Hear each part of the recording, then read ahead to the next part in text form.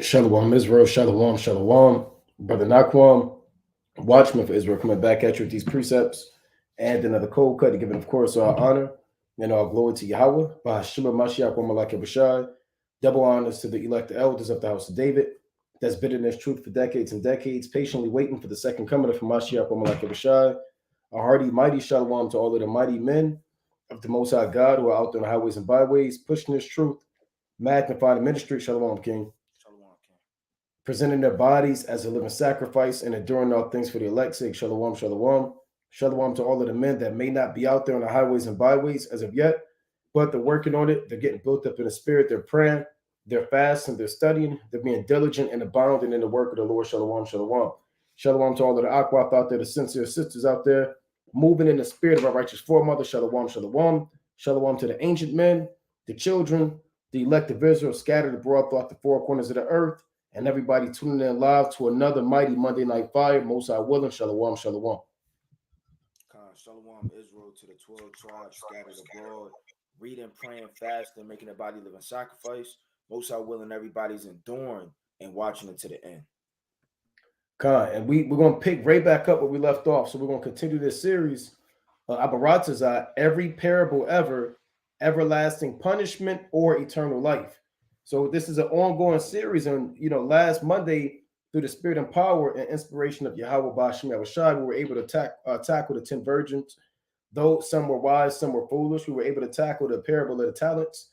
And now through the spirit suffered us not to go into Matthew 25, 30 and 31 on down, but now the spirit is allowing us to go back into it. So we're going to dive into Matthew, the 25th chapter, and most high willing, there's more parables to come, huh? So we're going to try to finish this. Most high willing, we got more parables, more understanding of bring out through the spirit and power again of Yahweh Bashem, Yahweh Shah. Right. So I'm gonna pull it up. I'll read, King. we go in the spirit, most high willing. Right. So this is Matthew, the 25th chapter. And again, if you didn't watch the previous lesson, dive right into it. Matthew chapter 25 and 31. When the Son of Man shall come in his glory, and all the holy angels with him, then shall he sit upon the throne of his glory. And before him shall be gathered all nations, and he shall separate them one from another, as a shepherd divideth his sheep from the goats. And he shall set the sheep on his right hand, but the goats on his left. And I want to make a quick point too, because a lot of brothers, you forget that these are parables. Yahweh Shah is not going to come out the third heaven, just sit on the throne. There's no destruction. There's nobody getting beamed up. There's no elect. There's no missiles. There's no thermonuclear destruction. He just comes down and sits on the throne. And he says, "Here, O Esau, come here." Then all of the Edomites come by ship and by air or land and by damn air, man, and sea. Then he says, "O Hamites, you come up." Then all of the Hamites come up. Then he calls all of Israel. Then Israel, we come up from the Dominican, from damn Cuba, from Babylon the Great, and all these places, man. Then he calls Moab. So all of the Moabites, they got to get a plane ticket. Then they got to get first class, and some of the Moabites, they get the second class, and they fly in. And you got the angels saying, "Look, Yahweh Shah's right here. Here's the Moabite zone 1." So all of the Moabites go to Moabite zone 1. Then you got Ham. It's not literal, man. He's not literally going to gather all nations and have them just sit down and say, okay, you come over here, okay, and then you sit right here. Oh, well, hold on. No, it's parabolic. It's speaking about when Yahweh Shah returns, he's going to judge all nations. All right. And this separation, it's not going to be him literally saying, "You come here, okay, and you go over there." Right? You come here and you come. That's madness, man. So it's speaking about Yahweh Shah returning and judging the various nations. I want to get a quick precept on this real quick.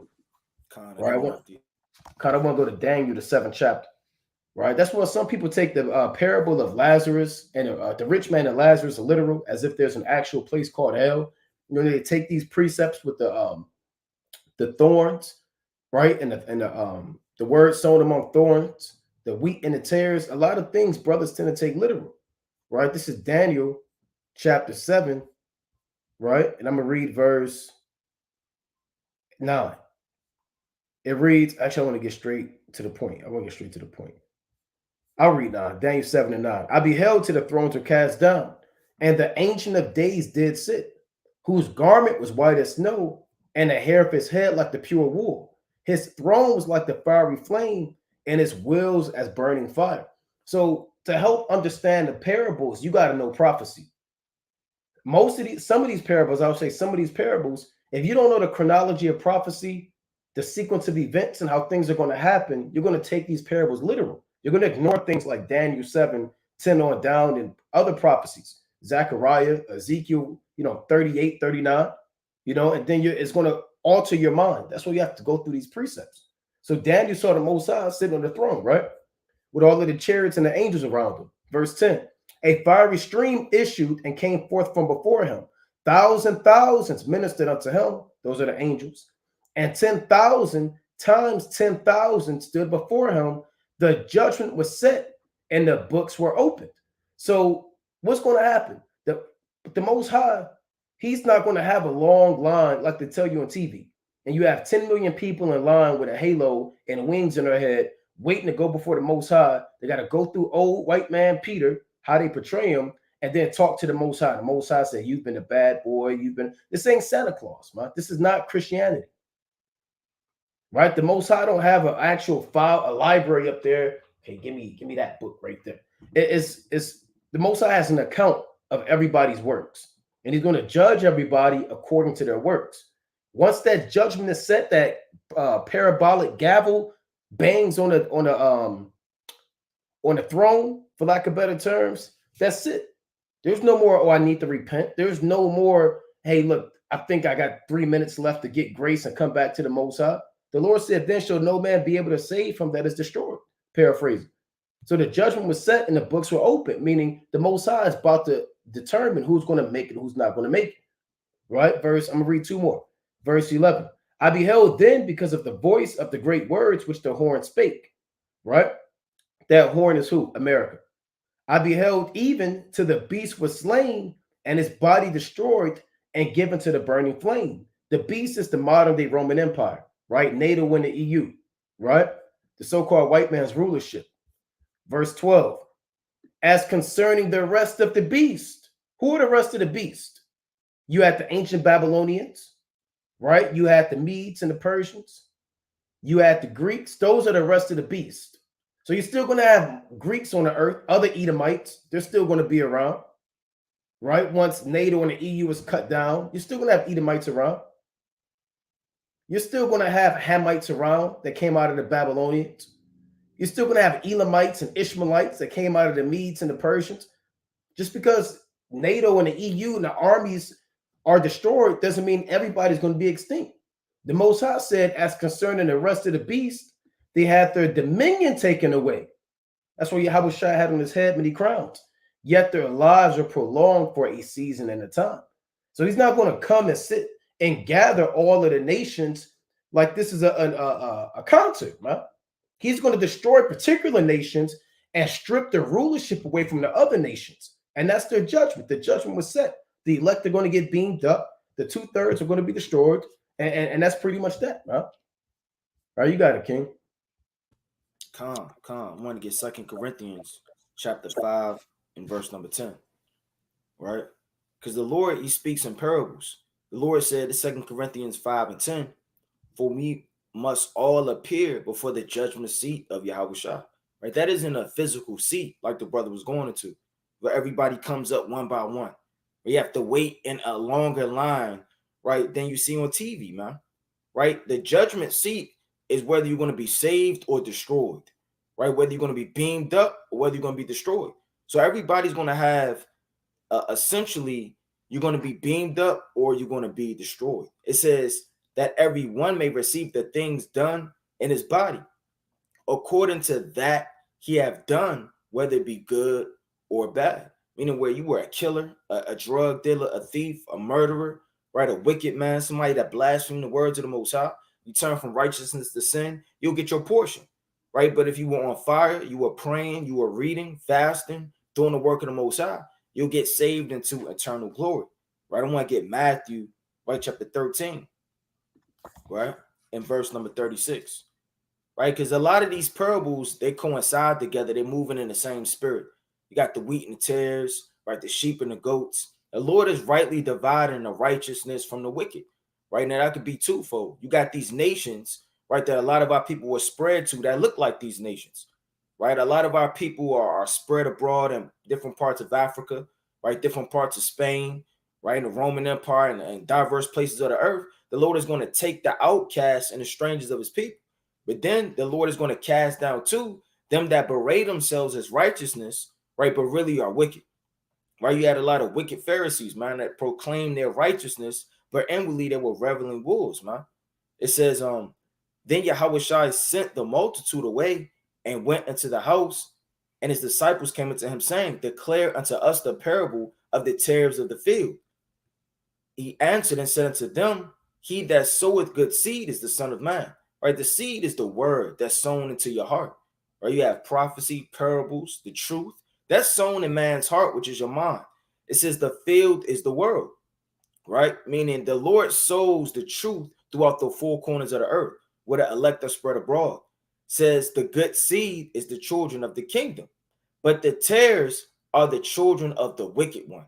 Right? So the Lord may plant it in your heart and your mind, you understand, but is it going to take root? Right? It's a lot of sheep amongst goat and goats amongst sheep.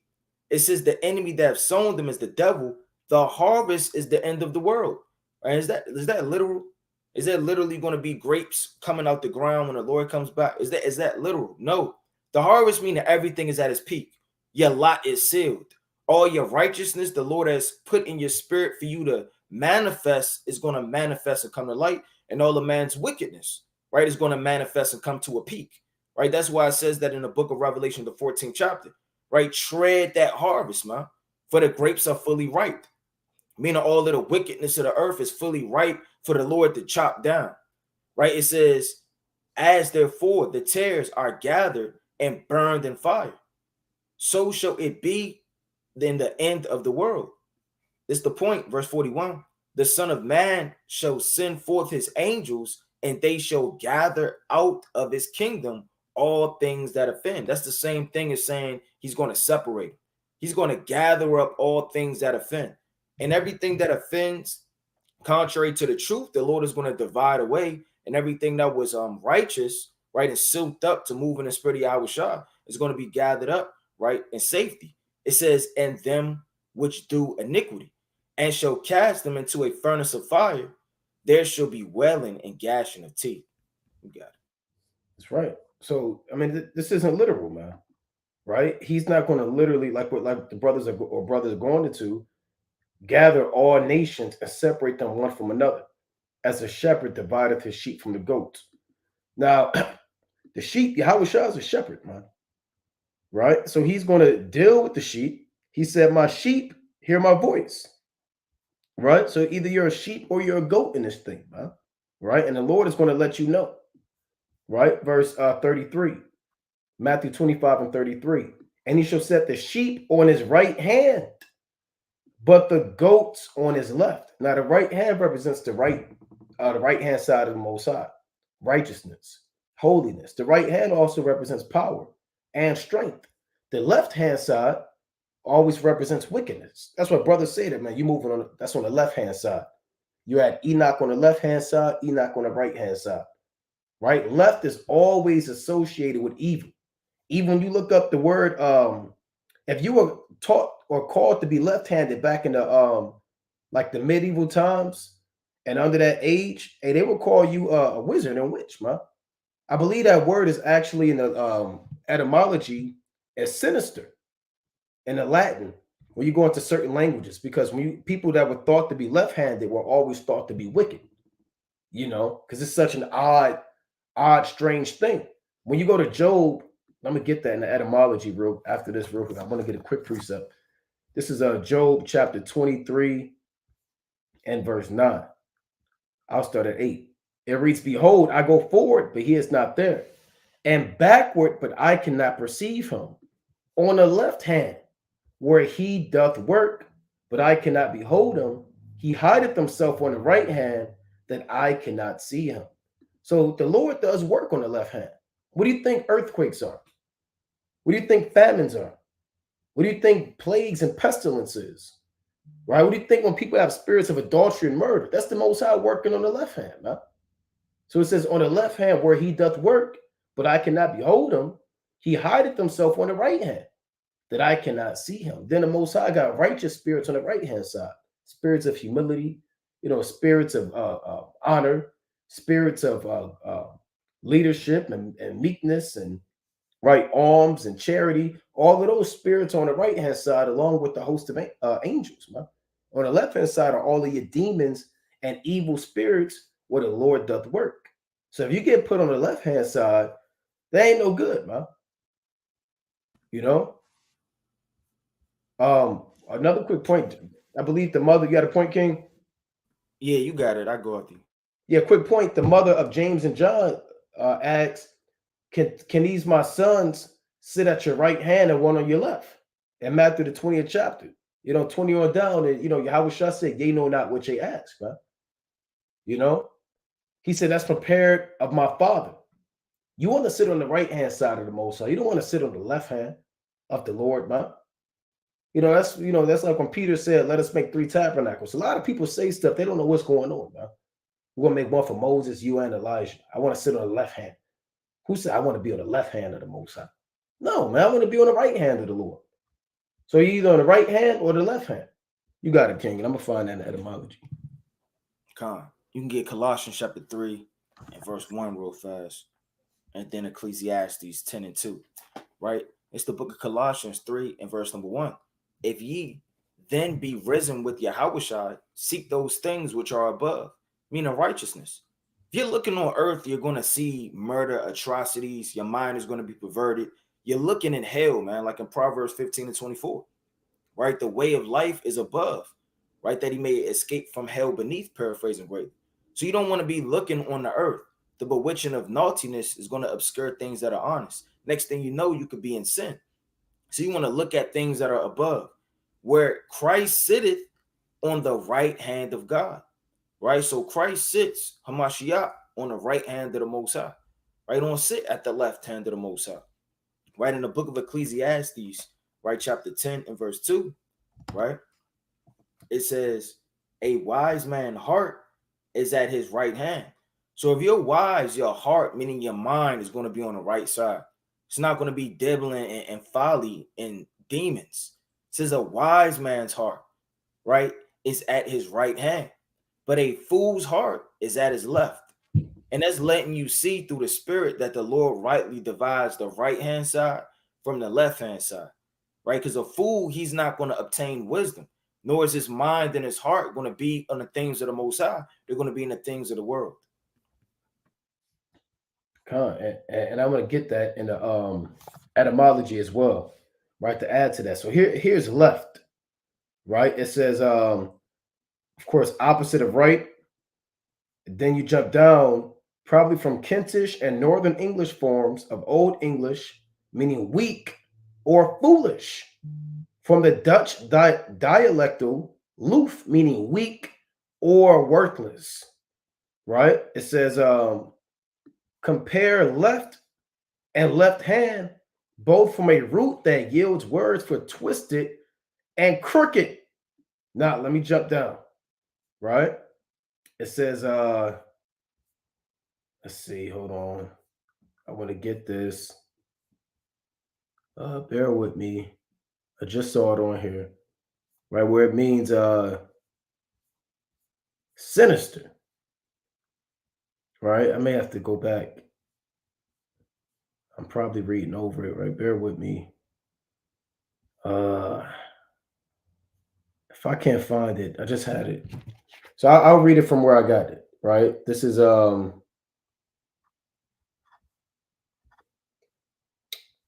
right, Salakia, opposite of right. I was right here, right? Reading right over it, right? But it reads the Old English left or left hand, literally friendlier, a euphemism used superstitiously to avoid invoking the unlucky forces connected with the left side. So there's forces on the left side that people don't want to deal with. Compare sinister. So you look up the word sinister. What does sinister mean? Prompted by malice or ill will, false, dishonest, intending to mislead. From the old French sinistre, contrary, false, unfavorable, to the left. From Latin sinister, left, on the left side. So the left side always means wicked, man. In most languages, you go back to the Latin, that's where you have to go to the etymology. When somebody's sinister, they're murderers, they're adulterers, they're thieves, they're liars, they're rapists, they're child molesters, they're creeps, warlocks, you know? But that's you moving on the left-hand side of things. So even the etymology of the word ties in exactly with the precepts, man, that brothers are going into. So the goats are going to be on the left-hand side and the sheep on the right, right? Right. Let me read one more point.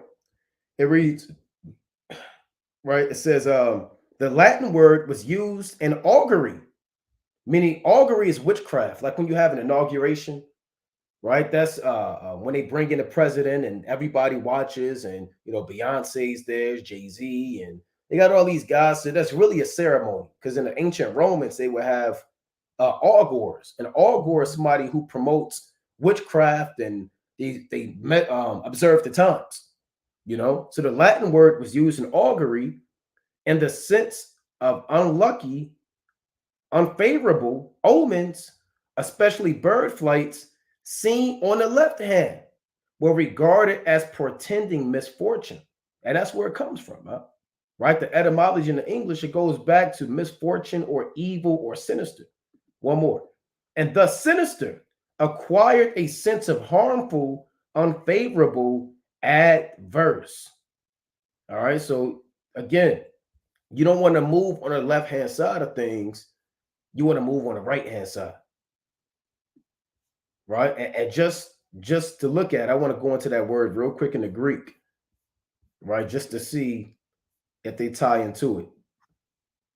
See that? So here's the word in the Greek, right? It says unimos, right? Unimos, and the latter sense used in taking auguries, right? But those omens were euphemistically called unimos, which in fact were regarded as unlucky, which came from the left. Sinister omens, of which a good name was desired, left on the left hand. You see that? In the ancient world, a lot of Benjamites were left-handed, man. They were known for being left-handed, and they'll kill you if you was left-handed back in the that Roman time, that medieval time. Yeah, I was just reading that yesterday through the Spirit. Yeah, they'll cut you down, man. Right, so you got to go into these words. Right, so I'm gonna read this again. This Matthew 25:33. And he shall set the sheep on his right hand, but the goats on the left. Then shall the king say unto them on his right hand, come, yea, blessed of my father, and inherit the kingdom prepared for you from the foundation of the world. And that's the elect, right? The Most High has reserved eternal life before the world began. This is what you call predestination, right? Or the world calls it fate or destiny. Those are words that you hear. You're going to meet your fate. I know what my destiny has in store for me. Well, the Lord has determined your destiny and your path before you were created. You being in the truth now, however long the Most High set it up to be, he ordained that before the world began. The Most High ordained you to know your nationality. He ordained you to be covered by the blood of Yahushua when you were up there in the spirit world. Huh? So if you are to inherit everlasting life, it's not by chance. The Most High doesn't deal with coincidences, man. And anomalies. The Most High deals with strong judgment. And the Lord has judged the matter and has established everlasting life for an elect amount of spirits before the world began. I want to get one quick precept on that. Right, this Second Timothy, right, the first chapter. Right, this Second Timothy chapter 1 and 9. Who hath saved us and called us with an holy calling, not according to our works, but according to his own purpose and grace, which was given us in Hamashiach Yahushai before the world began. So Timothy, Paul, Peter, John, James, all these men, not according to the works and the great things that they have done, they were called into Yahushai before the world was created. You got it, King. Khan, that's right. I want to get Ephesians, right? Chapter 1 and verse number 3. And predestination is serious, man. You wonder why somebody can't get it. You breaking it down to them, right? You went through all of the book of Deuteronomy. You were patient. The Lord is predestined for them not to get it. Do you wonder why, somebody just smelled frankincense and myrrh? Somebody just heard the word Yahweh Shah. But I was teaching a long time ago, and I said the word Yahweh Shah to this brother, when I was bringing out the word, and he just kept mumbling it under his breath, and he said it for about 35 minutes straight.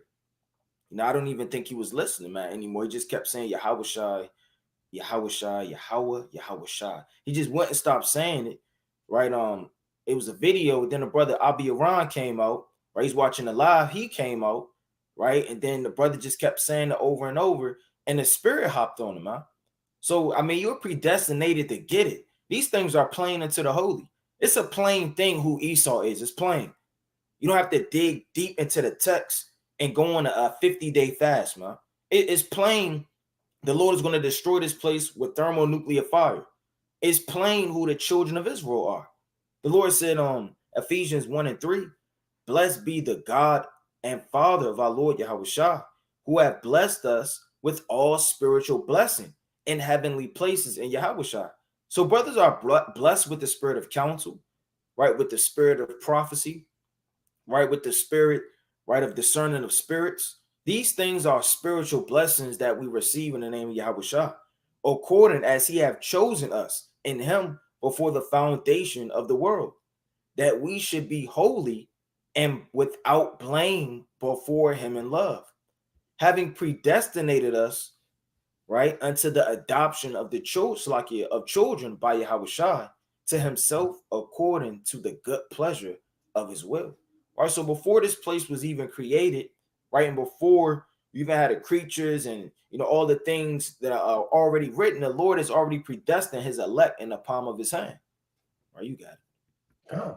And I want to get a quick precept to add to that in Wisdom of Solomon, right?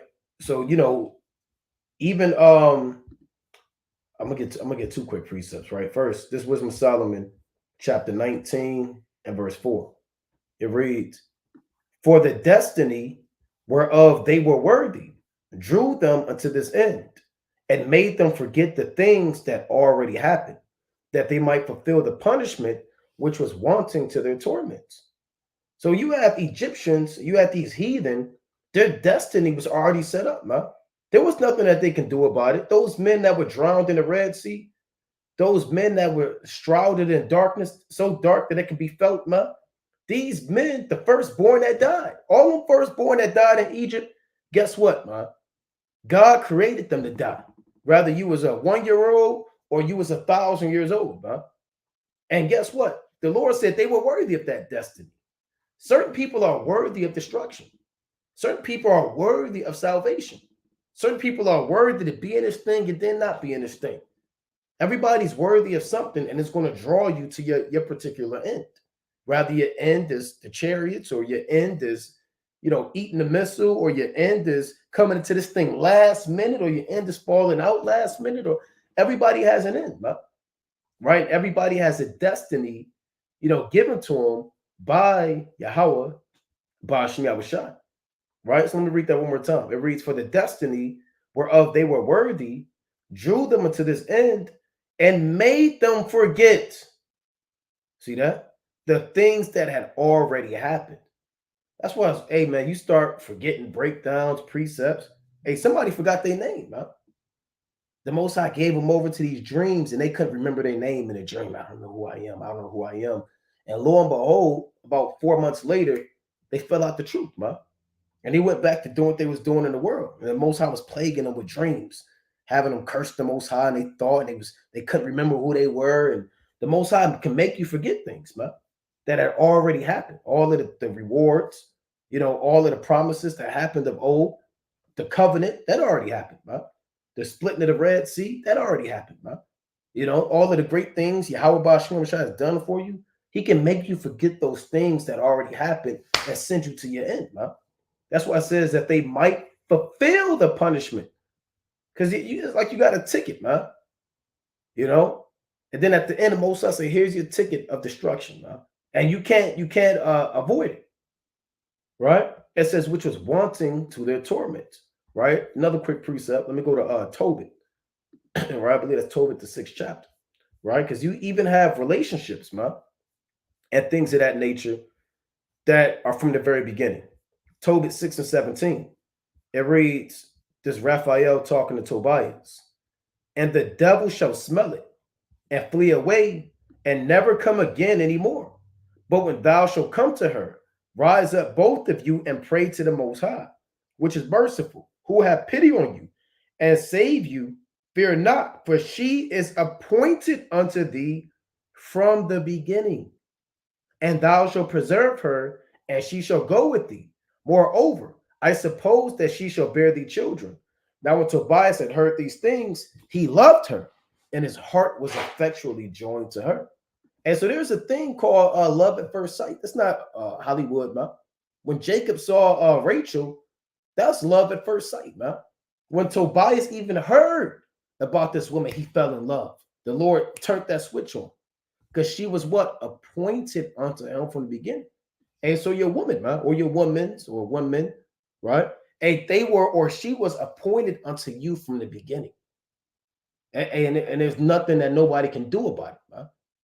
Right? Who she is, her demeanor, her behavior, her mentality, her approach to situations, how she deals with things, pros, cons, all of the things in her spirit was appointed unto you for you to preserve her, man. Right? And that she shall go with thee. But you got it, King. Khan, that's right. Fire precepts.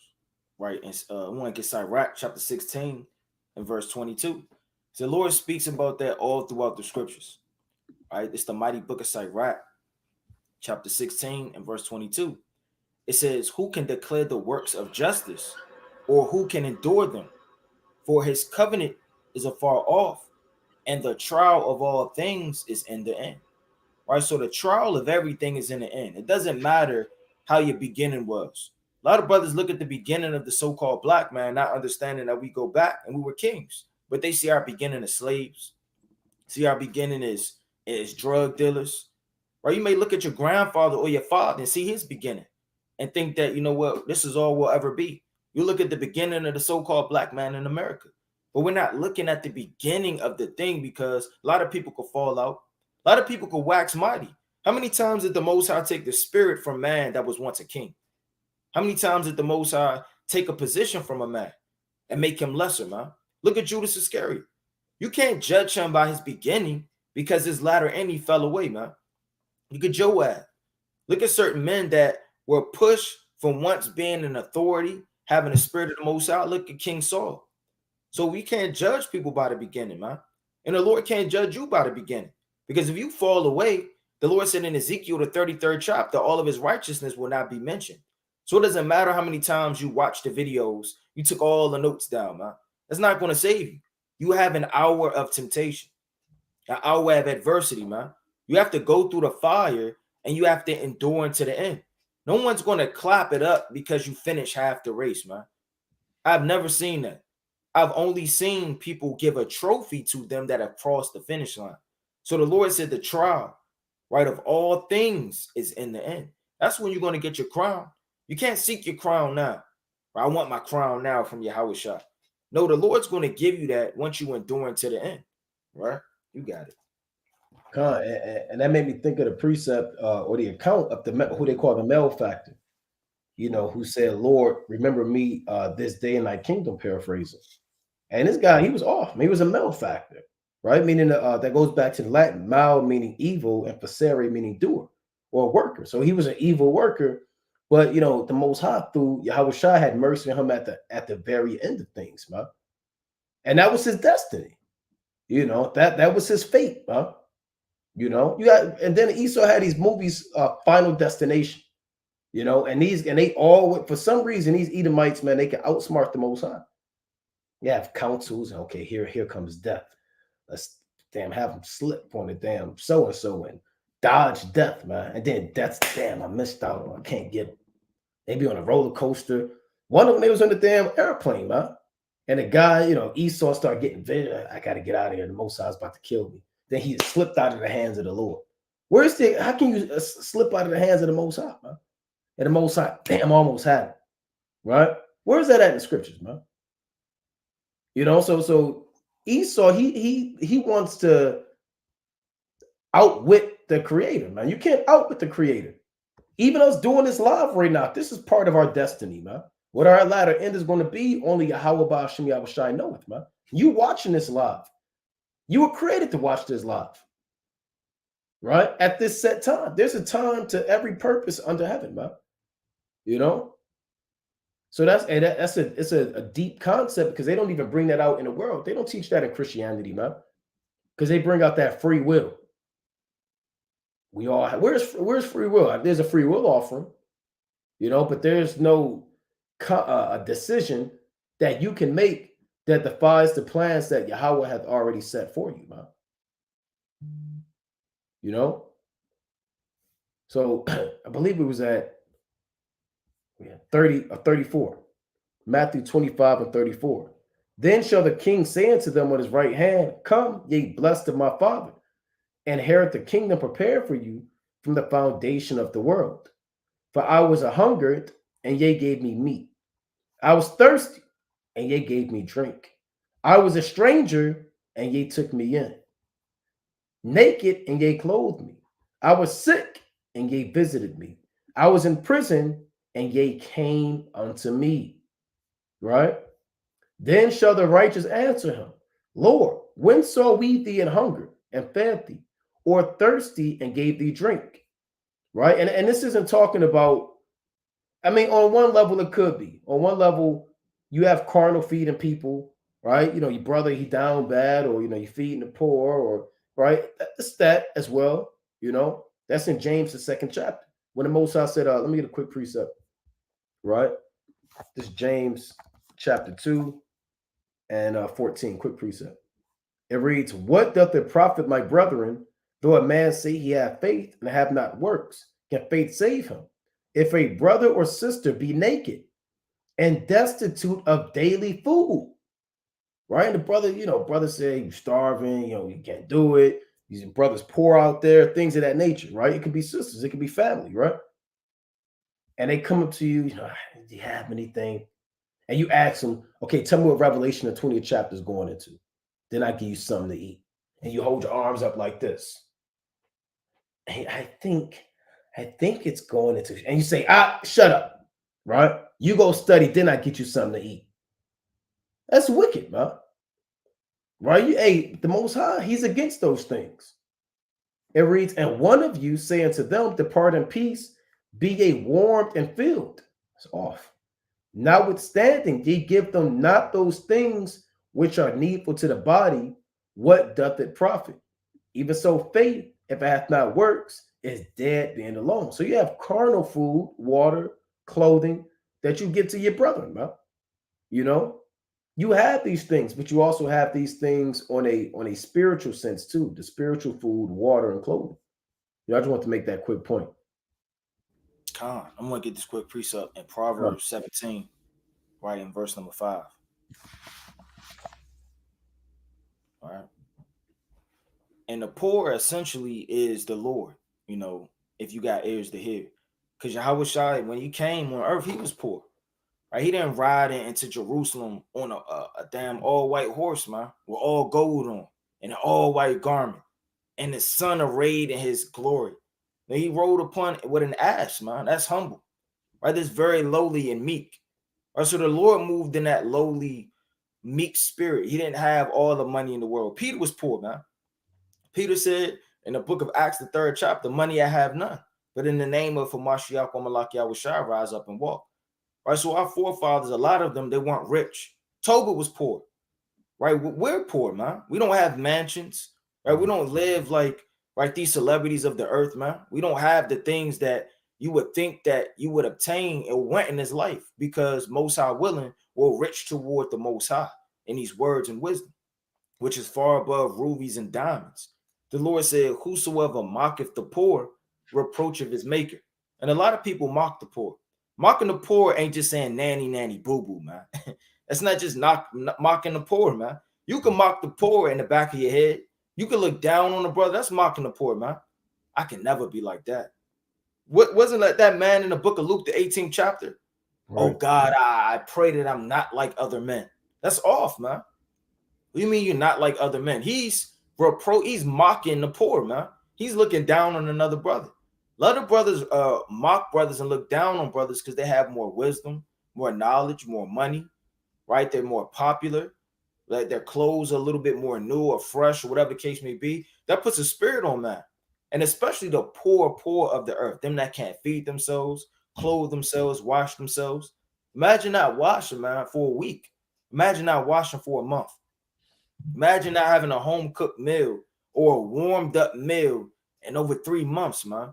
And you have to eat candy, all type of things that are given to you out of cars, not warmed up. It's old, right? That's a hell of a life to live, man.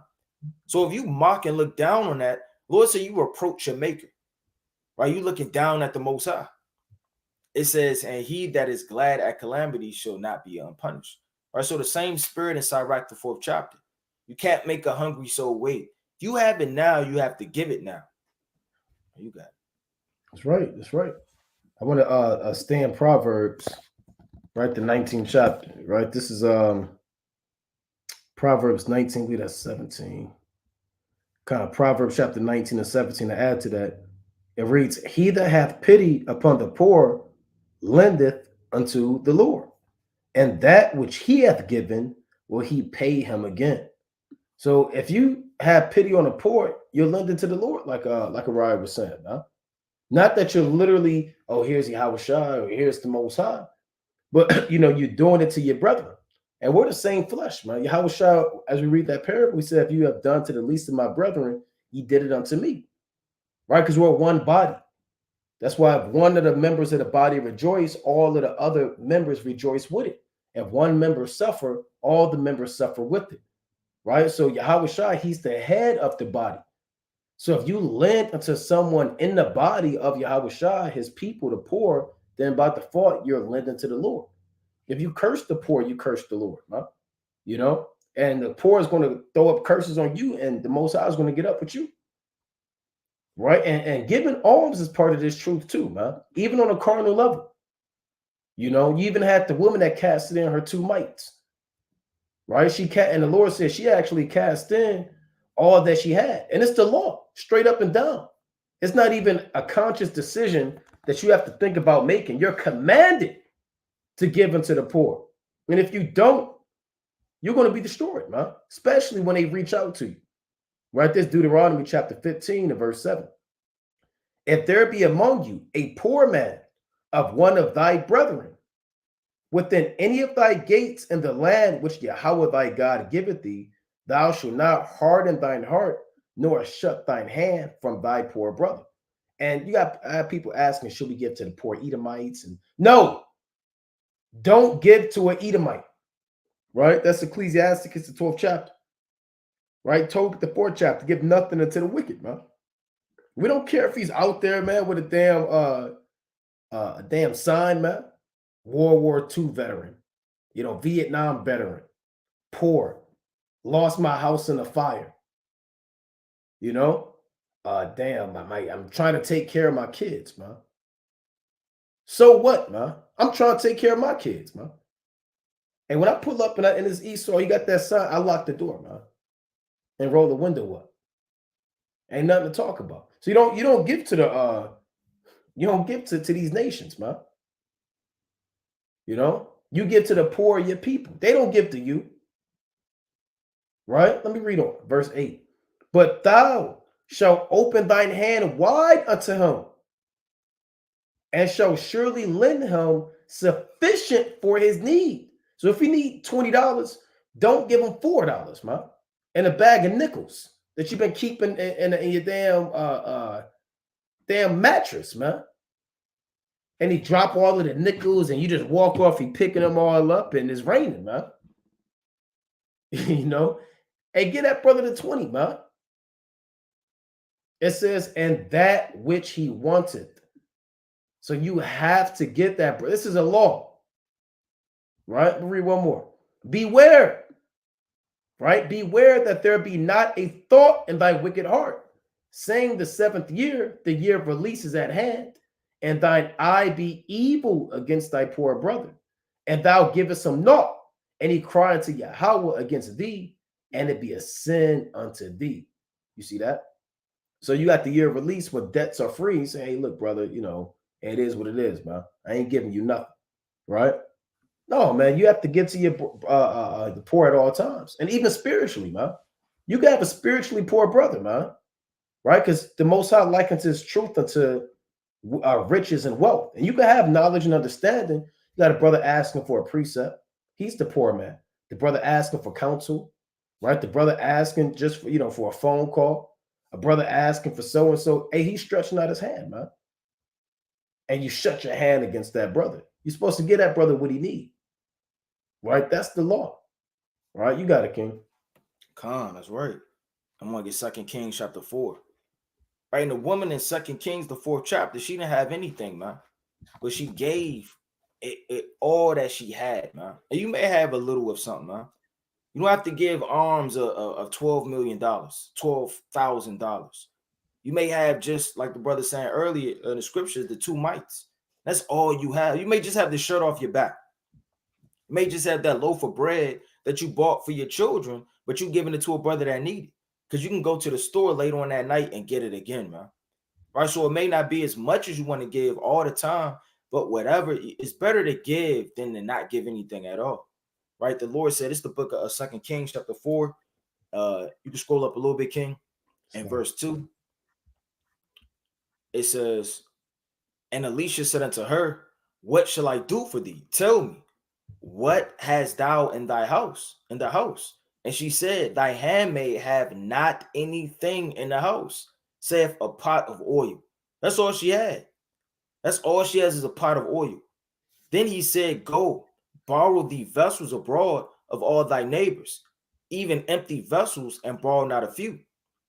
And when thou art come in, thou shalt shut the door upon thee and upon thy sons, and shall pour out into all those vessels, and thou shalt set aside that which is full. So she went from him and shut the door upon her sons, and brought the vessel to her. She poured out. And it came to pass, when the vessels were full, she said unto her son, bring me yet a vessel. And she said unto her, there is not a vessel more than the oil stayed. Then she came and told the man of God, and he said, go, sell the oil and pay the debt, and live, thou and thy children of the rest. Right? So she took what little she had, and she gave it unto the Lord, and the Lord blessed her from that. Or you give, you understand, whatever you have, then the Most High will give you that sevenfold over. That's even perfect how it is in the law, because you may have a vineyard, you may have a field, and the strangers may come by and they can eat. They can't put a sickle to it, but they can eat. They're poor, right? I don't mean you set up a damn lawn chair and you pitch a tent, right, in your neighbor's vineyard, but you walk through it, and that's perfect because you got a lot of poor of the land, man, and they got to eat too. And when you take all of the vineyard and all of the food, you can't put your sickle to every part of the vineyard. You have to leave some for the poor. So the way the laws are set up are perfect because the Most High always has the poor in his mind according to the laws. And two, another point, if you're too poor to do a sacrifice, I believe in Leviticus, the 5th chapter, right, you have the set how the Lord bring it up. You have a bullock, right? Then you can have a dove. Then you could bring the flowers. So the Most High always has the poor in his mind, because you may not be able to afford to have the bullock, may not be able to afford to have the sheep, but the Most High is not going to bless man about what he has, right? Just because a brother may have a house and I have an apartment, or I have a house and a brother has an apartment, doesn't mean I'm more favorable to the Most High. by the riches and things that I have. The Most High is going to always make a way, right, for that poor man to be able to survive and get the words of God. That's right. That's right. And you never know. On top of that, when you're dealing with the Lord, man. And the Lord came down in Luke the 24th chapter. He actually came down, he resurrected rather, and he was talking to men, man. Right? This is and they actually constrained him. I'm gonna get straight to that point. This is Luke 24 and verse 28. So he was walking with two men, right? Luke 24 and 28, and they drew nigh into the village whither they went, and he made as though he would have gone further. So he was walking with these men, and he acted like he was going to keep walking to see what they was going to do, right? And they didn't know that this was the Lord.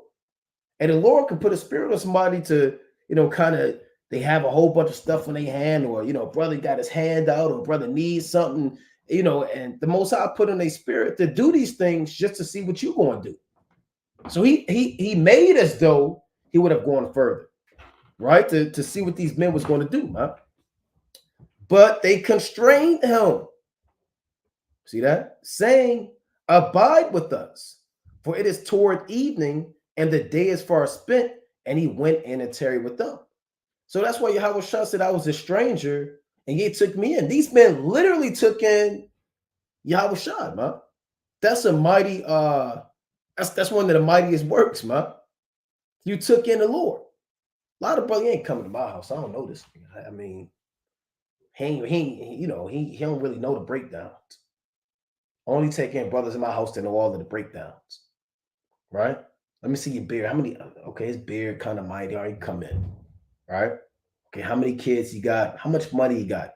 He making over 50K. He could come in, right? Does no, man, right? Hey, they took in a stranger, and in the ancient world, they was like literally taking in strangers, man. Now you had discernment, like the Lord said, bring not every stranger into your house. You wasn't just being a damn fool. Like Tobit said, bring everybody that's mindful of the Lord. In Tobit, the 2nd chapter. So you had to have a level of discernment, but they were taking in strangers. Right? And this was a beautiful work, man. That work that they did is written in the book of life. Right? Verse 30. And it came to pass, as he sat at meat with them, he took bread and blessed it, and brake and gave to them. And their eyes were opened, and they knew him. Meaning the Most High put it on their spirit to say that was Yahweh Shah. And he vanished out of their sight. So hey, that's a very, very spiritual scene right there. You could really, the Lord could take on the form, and an angel could take on a form, Hey, the Lord said, be not forgetful to entertain. Let me get that one real quick. Be not forgetful to entertain strangers. Right? Hebrews chapter 13 and 1. I'll start at 1. Let brotherly love continue. This is helping you let brotherly love continue in the next verse. Right? Be not forgetful to entertain strangers, for thereby some have entertained angels unawares. Abraham entertained angels unawares. Genesis 18. Tobias and Tobit. Tobit damn near checked the angel. He said, I would know, brother. Right? What tribe you from, man? He paid him.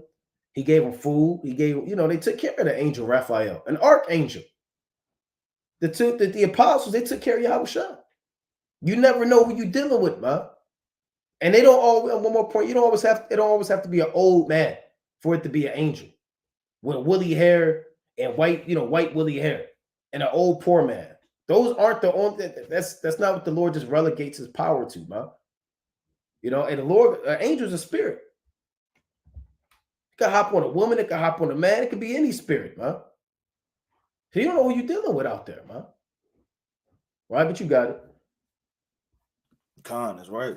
I want to get Tobit chapter 4 and verse 21. Right? Hey, angels are around us all day long, and brothers don't perceive it, That's why we gotta move in the spirit all the time. And it's times the Lord said he speaketh once, yea, twice, yet man perceiveth it not. You may perceive it from a prophet. Okay, I'm gonna go up and I'm gonna see, this camp, or I'm gonna go up and see the brothers, right? Then you get the wisdom and the counsel. Okay, that was from the Most High. Hey, but the Most High may put it on the spirit of somebody else to tell you something, right? And to go in one ear and out the other because the brother's poor, or because the brother's at a lower state, or the sister doesn't have any children, or what can she tell me about my life? She doesn't have a husband. Right? Don't be ignorant to the Most High speaking to you. Right? The Most High speaks to you in dreams, the prophets, right? And by the angels unaware. It's the book of Tobit, chapter 4, verse 21. It says, and fear not, my son, that we are made poor. Right? So don't fear the things of this life just because you don't have riches. Right? You may not have a house. You may not ever have a house, man. You may live in an apartment. You may not ever get the means of an apartment, just live in a room. Right? You may not have what you need. You may just have a tent. Don't fear just being poor. It says, for thou hast much wealth, if thou fear God. The much wealth is laid up for us in the kingdom. The 10 cities, immortality, everlasting life, the law in the inward parts, right? All of the wisdom, knowledge, and understanding being bestowed upon the men, right, of the Most High. That's much wealth. And a lot of brothers are laying up wealth right now on this earth. You have the poorest man, right, that has love toward his brother in the Lord. He's laying up all of the wealth, right, for him in the days to come. If thou fear Yahweh and depart from all sin and do that which is pleasing in his sight. Right. So Tobit gave excellent counsel to Tobias through the Spirit on how to move in the Spirit, how to obtain wisdom, knowledge, understanding, right, and how to be accepted in the eyes of the Most High, right, by counsel, right, by being poor, not hating your poor estate. Somebody will despise their life, man, and think themselves to be nothing. Right, we're kings, even though we're living in a lower state. That doesn't change who we are in our life. Right, you got it, King. Yeah, and to add to that, brothers got to remember, we bound by these curses, man. Just because you're in the truth doesn't mean you've escaped the curses. Yahweh Shai, he was cursed in the city, man. He was in Nazareth, man. You know, our forefathers are cursed, man. So don't think that you were going to come into this truth and a bag of money was just going to manifest in front of you, right? That shouldn't even be on your mind. Okay, I came into the truth,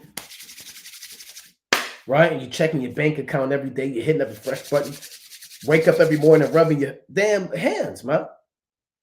First thing you do, you instead of thinking the Most, all right, I'm in this truth. I got it. Here it comes. This ain't the damn lottery, man. You know, hey, you coming to this truth, you'll be more broke, man. You know, getting fired from your job. Somebody hacked your bank account.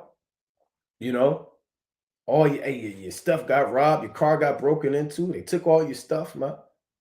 You know, hey, your woman left you. She took everything and your children.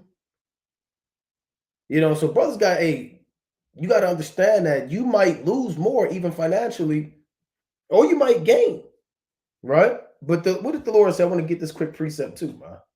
Right in our Proverbs, right? Proverbs chapter 30 and verse 7, right? Proverbs chapter 30 and 7. 2 things have I required of thee, deny me them not before I die. Remove far from me vanity and lies.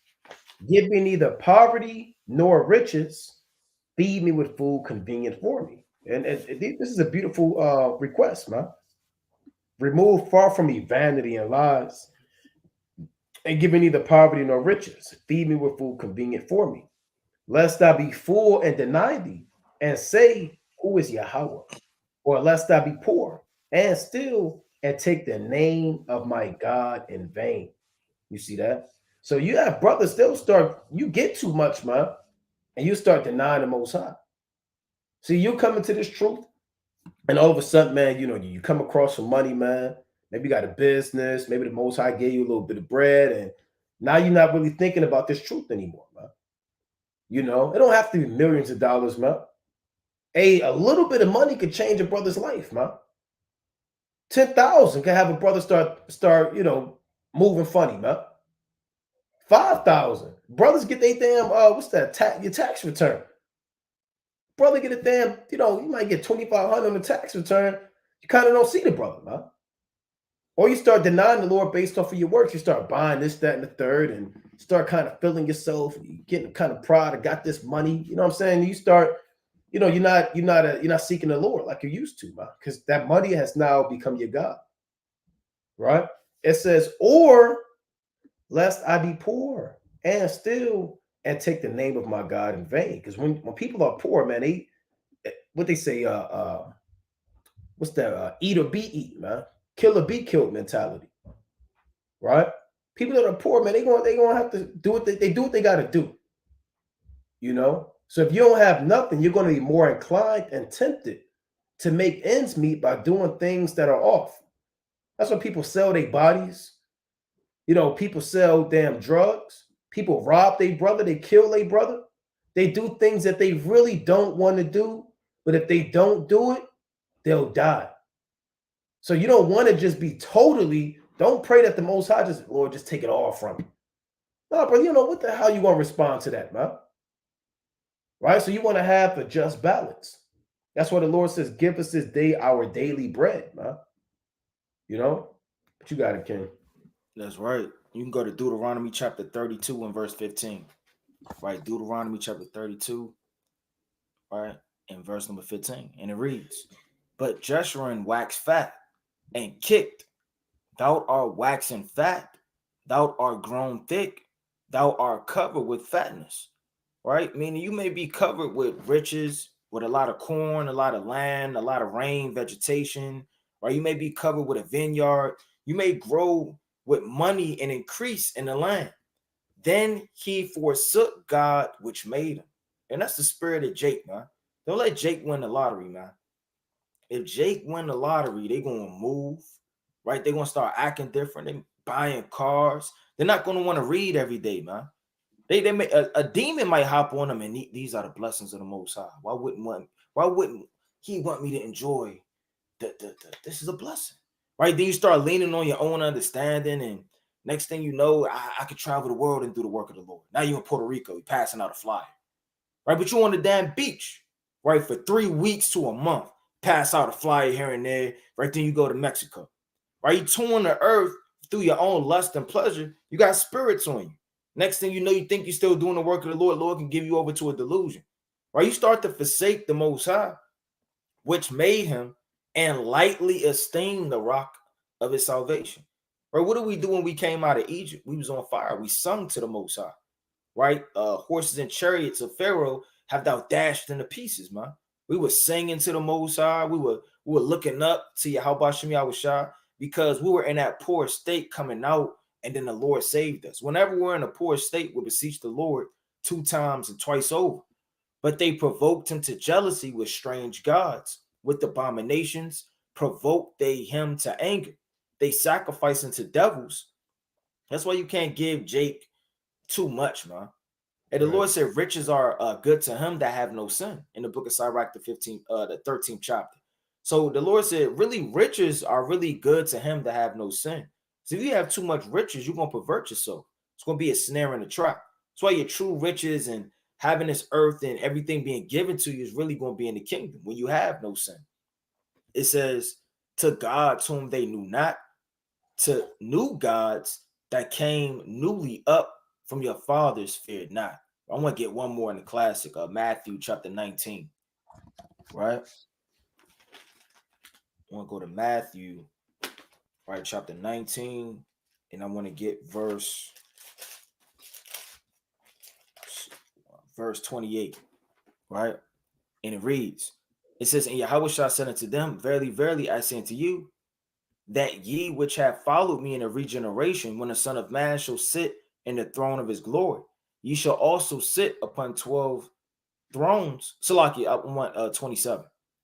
It says, then answered Peter and said unto him, behold, we have forsaken all. Meaning we have lost everything. We have given it all up, man. And you forsaken all when you come into this truth. You forsook your past life, who you used to be, right? Your fame, your notoriety, your job, right? And you may have forsaken things that are dear to you, man, like your parents, right? You may forsake your children. There may be demons and may try to get you to do sorcery and cigarettes and your uncle, and you can't be around that anymore. You love him from a distance and pray for him, right? And speak to him and honor him, right? But you forsook him, or you had to follow the Most High. They were on this path and you were on this path, and followed me and followed thee. What shall we have therefore? So Peter's in a lot to where Peter already said in the scriptures he's poor. He's forsaken all. He's given up his life. Right? He used to be a fisherman. He used to do certain things. He stopped a life he used to live. Not that he was in sin and wickedness, but he followed the Lord, man. Following the Lord is not knowing where you're going to sleep. You're always on the move. You're always doing the work. You're traveling. Right? He's forsaking his life to follow the Lord. And brothers have different lots in following the Lord, man. Right? Brothers are out here, as apostles traveling. We're forsaking all, man. Brother may get not a good paying job, right? That he may travel to do the work of the Lord, right? Or brother could take a good paying job and not be able to have that freedom to be able to travel. It says, and Yahweh shall said unto them, verily I say unto you, that ye which have followed me in the regeneration, when the Son of Man shall sit in the throne of his glory, ye also shall sit upon 12 thrones, judging the 12 tribes of Israel.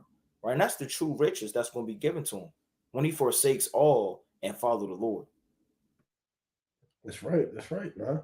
So this is a beautiful chapter right here because it covers, it covers everything, man. It covers everything in Matthew 25. So let's go back to this. This is Matthew 25 and verse, I'll read 35 again. For I was an hungered, and ye gave me meat. I was thirsty, and ye gave me drink. I was a stranger, and ye took me in. So this is literal and spiritual, man. You can bring your brother. Your brother could be a stranger in the world, man, a Gentile, living like a heathen. And you take him into your mother's house. I can tell you in Song of Solomon. Let me get that quick precept. All right, real quick. This Song of Solomon 8. And, It's a lot of yard down in the background. Okay, Kyle, let me get him right here. Oh, boy. All right, Shalom, King. Shalom, King. All right, this Song of Solomon 8 and 1. Oh, that thou wert as my brother that sucked the breast of my mother. When I shall find thee without, I will kiss thee. Yea, I should not be despised. All right, so meaning you find your brother in the world. You want him to be like your brother in this truth. You want him to suck your mother's breast, meaning you want him to get the milk of the word. You find him without.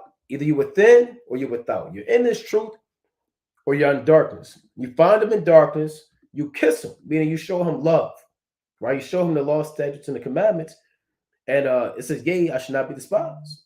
I can tell you in Galatians 4:16, have I become your enemy because I tell you the truth, right? Verse 2. I would lead thee and bring thee into my mother's house, who would instruct me. I will cause thee to drink of spiced wine of the juice of my pomegranate. You see that? So you want to be that brother who's bringing strangers into your mother's house, man. Right? Meaning you're taking these brothers from the world and you're bringing them to this truth. And you're breaking these scriptures down to them and you're giving them the milk of the word. How to repent, who the Most High is, who Yahushua is, the law, statutes, and commandments, the importance of faith, hope, mercy, who their enemies are, right? The prophecies. All of these things go into you also taking a stranger in as well. So don't just be out there looking for random strangers. Have some discernment because it's also talking spiritually as well. So going back to this. Matthew 25 and 36. Naked, and ye clothed me. I was sick, and ye visited me. I was in prison, and ye came unto me. Right? Then shall the righteous, and this is spiritual too, because we're spiritually naked. Right. We don't have any garments on. Right? We're sick. We have infirmities and all these wounds and bruises and sores, pursuant to Luke the 16th chapter, Isaiah the 1st chapter. Right? And we're in prison, man. Right? Bound up by these demons and by sin. And we come into our people. So it's really going into brothers that's doing the work as well, man. Because that's the highest form of love. You out there saving, you taking a stranger in, you're also clothing him, you're feeding him, you give all at the same time. You're doing about 5 works at the same time when you're out there, giving your people the understanding of this truth. This isn't literal. You don't have to go and visit every brother in every prison. If you got a brother, like the Lord said, remember them that are in bonds as being bound yourself, paraphrasing. in Hebrews, the 13th chapter. So you gotta have a brother in prison. You check on the brother hit you up, hey, hold it down, throw up the prayers, say like they prayed for Peter, things of that nature. But this is also spiritual. I want to make that point. Verse 37. Then shall the righteous answer him, saying, Lord, when saw we thee in hunger and fed thee, or thirsty and gave thee drink? When saw we thee a stranger and took thee in, or naked and clothed thee? Or when saw we thee sick or in prison and came unto thee? And the king shall answer and say unto them, Verily I say unto you, inasmuch as ye have done it unto one of the least of these my brethren, ye have done it unto me. And what is that? Love, right? That's the highest form of brotherly love. I got another quick precept, real quick, right? I got after you. This is John 13 and 34, right? It reads, A new commandment I give unto you, that ye love one another. As I have loved you, that ye also love one another. So Yahweh Shai, like he said, ye have heard of old time, thou shalt not commit adultery. But I say unto you, if you lust after a woman, right, in your heart, that's adultery, right? Or if you have heard of old time, thou shalt not murder, right, or kill. But I say unto you, if you hate your brother in your heart.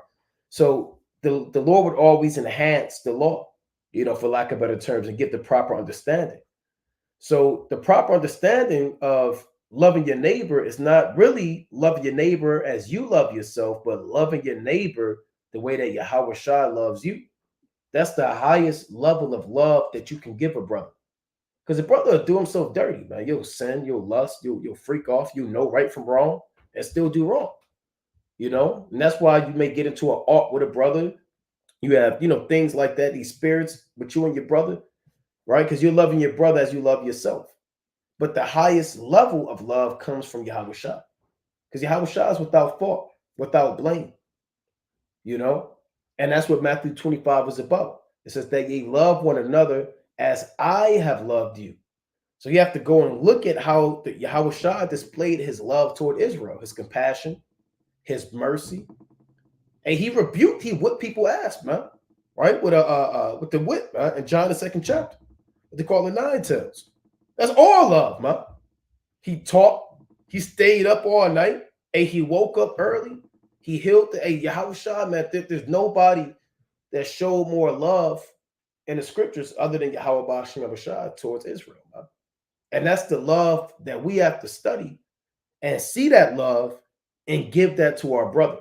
That's the second greatest commandment. That's what this thing is about, man. You don't have to know all of the in-depth secrets and all of the in-depth parables and all of the allegories and the mysteries and have 1,000 wives, man, and 10 grand just sitting in your back pocket.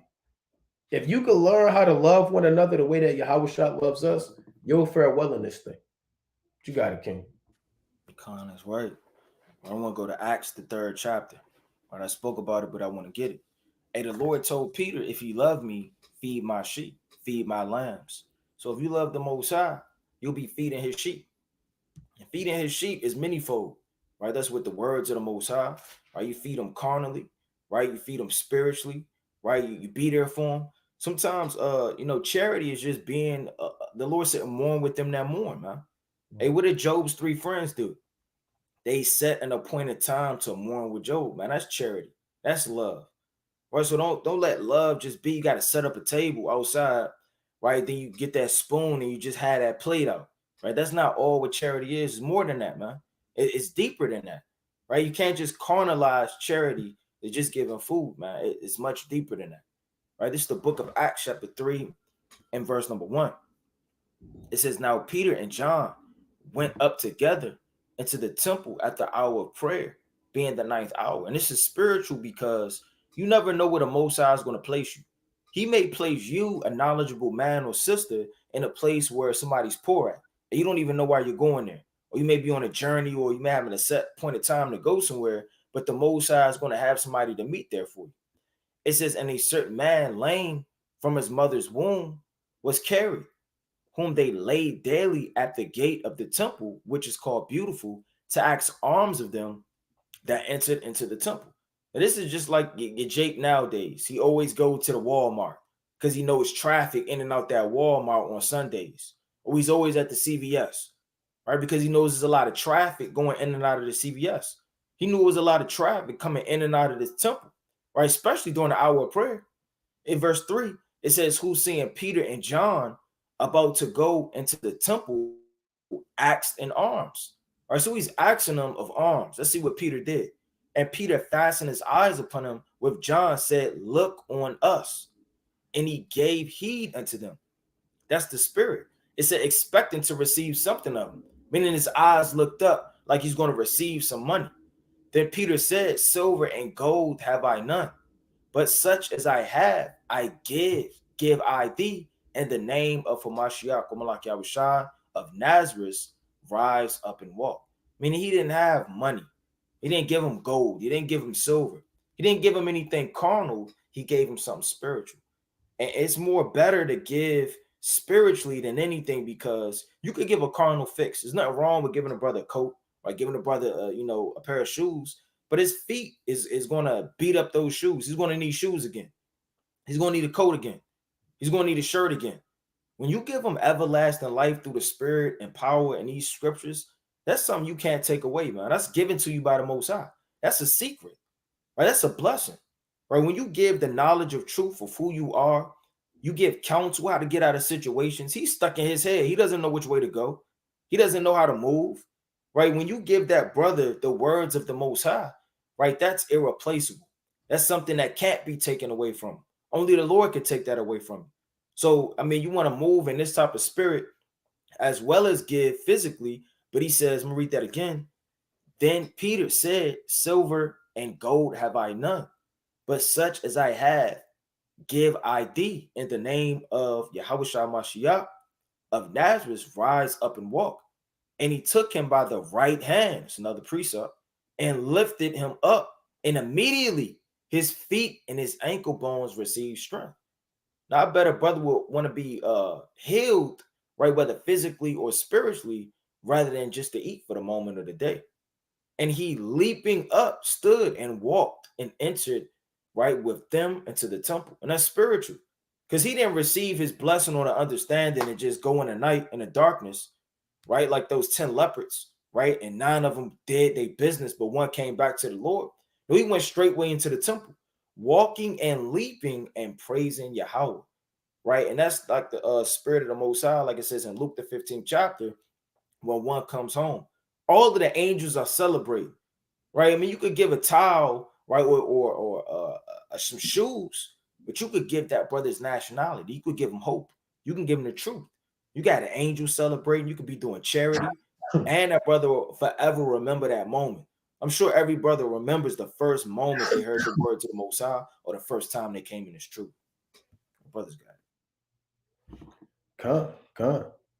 And that's what that's why Yahushua said, for as much as you have done to the least of my brethren, ye done it unto me, man. Right? This whole thing is about the body of Yahushua. Right? Going back to Matthew Salakia, chapter 25 and verse, we'll start at 41. Then shall he say also unto them on the left hand, depart from me, yea, cursed, into everlasting fire, prepared for the devil and his angels. So there are certain men, the goats on the left-hand side, they're going to be destroyed, man. They're cursed, right? Into everlasting fire. Now, is that talking about eternal hell? There's an actual place underground, where, you have a guy with a pitchfork just poking you for eternity as you burn and burn and burn and burn and burn. No, man. Right? This everlasting fire. And then, second of all, hold on, another point. If hell is a underground place where Satan is and he runs hell, why does it say prepared for the devil and his angels? Right? That would be absolute madness, man. Right? So the point of the matter is, first of all, there's no hell. This everlasting fire just means destruction. All right? It's not talking about an eternal destruction. I just want to give a quick precept on that, because the brothers start thinking that there's an actual place called hell, right? Who runs hell? And when did it get created? Where's the account of that? Right? This is Jude 1 and verse it's like your 7. Even as Sodom and Gomorrah and the cities about them in like manner, giving themselves over to fornication and going after strange flesh, are set forth for an example, suffering the vengeance of eternal fire. So, where's the eternal fire at of Sodom and Gomorrah? Right now, you would think that it's still on fire to this day because the Most High said they're suffering. Right? And say suffered, and no, there it means currently they are still experiencing eternal fire.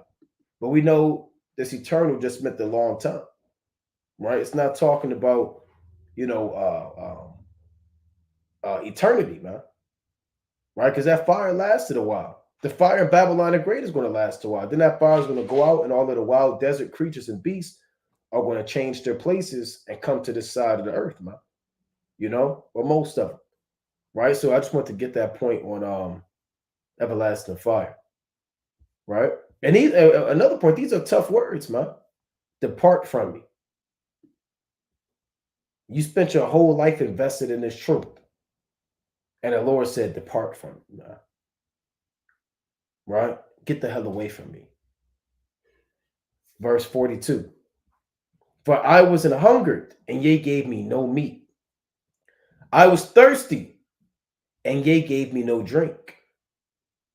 I was a stranger, and ye took me not in. Naked, and ye clothed me not. Sick, and in prison, and ye visited me not. And there are brothers like that, man. These are, I mean, this goes into a lot of different brothers, man. And sisters. The proud, those who don't want to put their hand to the plow, those who don't want to labor in the vineyard. Your brothers out there are hungry. You have all of the bread, all of the wine and the milk that the Most High gave you, and you're not teaching your people. You're not doing nothing, man. You're scared to lose it's like your job, you know? You're afraid your woman's going to leave you. Your family's going to hate you. People at the government is going to watch you, the CIA, the FBI, and you don't want to put your hand to the plow. And you got literal brothers, like we was going to earlier, who just look down on the poor, man. If you don't have that kind of garment on, or if you don't, I don't know, travel or have wealth, and the Pharisees were like that, man. They were good on the outward, but inwardly they were wicked.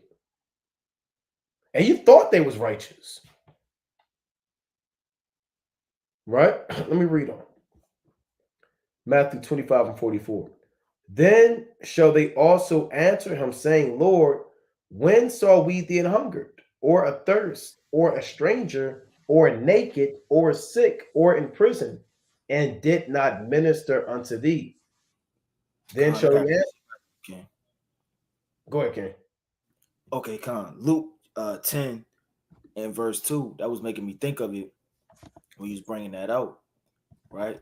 The mighty book of Luke, chapter 10 and verse 2. It reads, Therefore said he unto them, the harvest truly is great, but the laborers are few.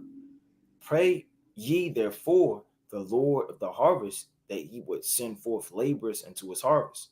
It says, Go your ways. Behold, I send you forth as lamb among wolves. Carry ye neither purse nor scrip nor shoes, and salute no man by the way.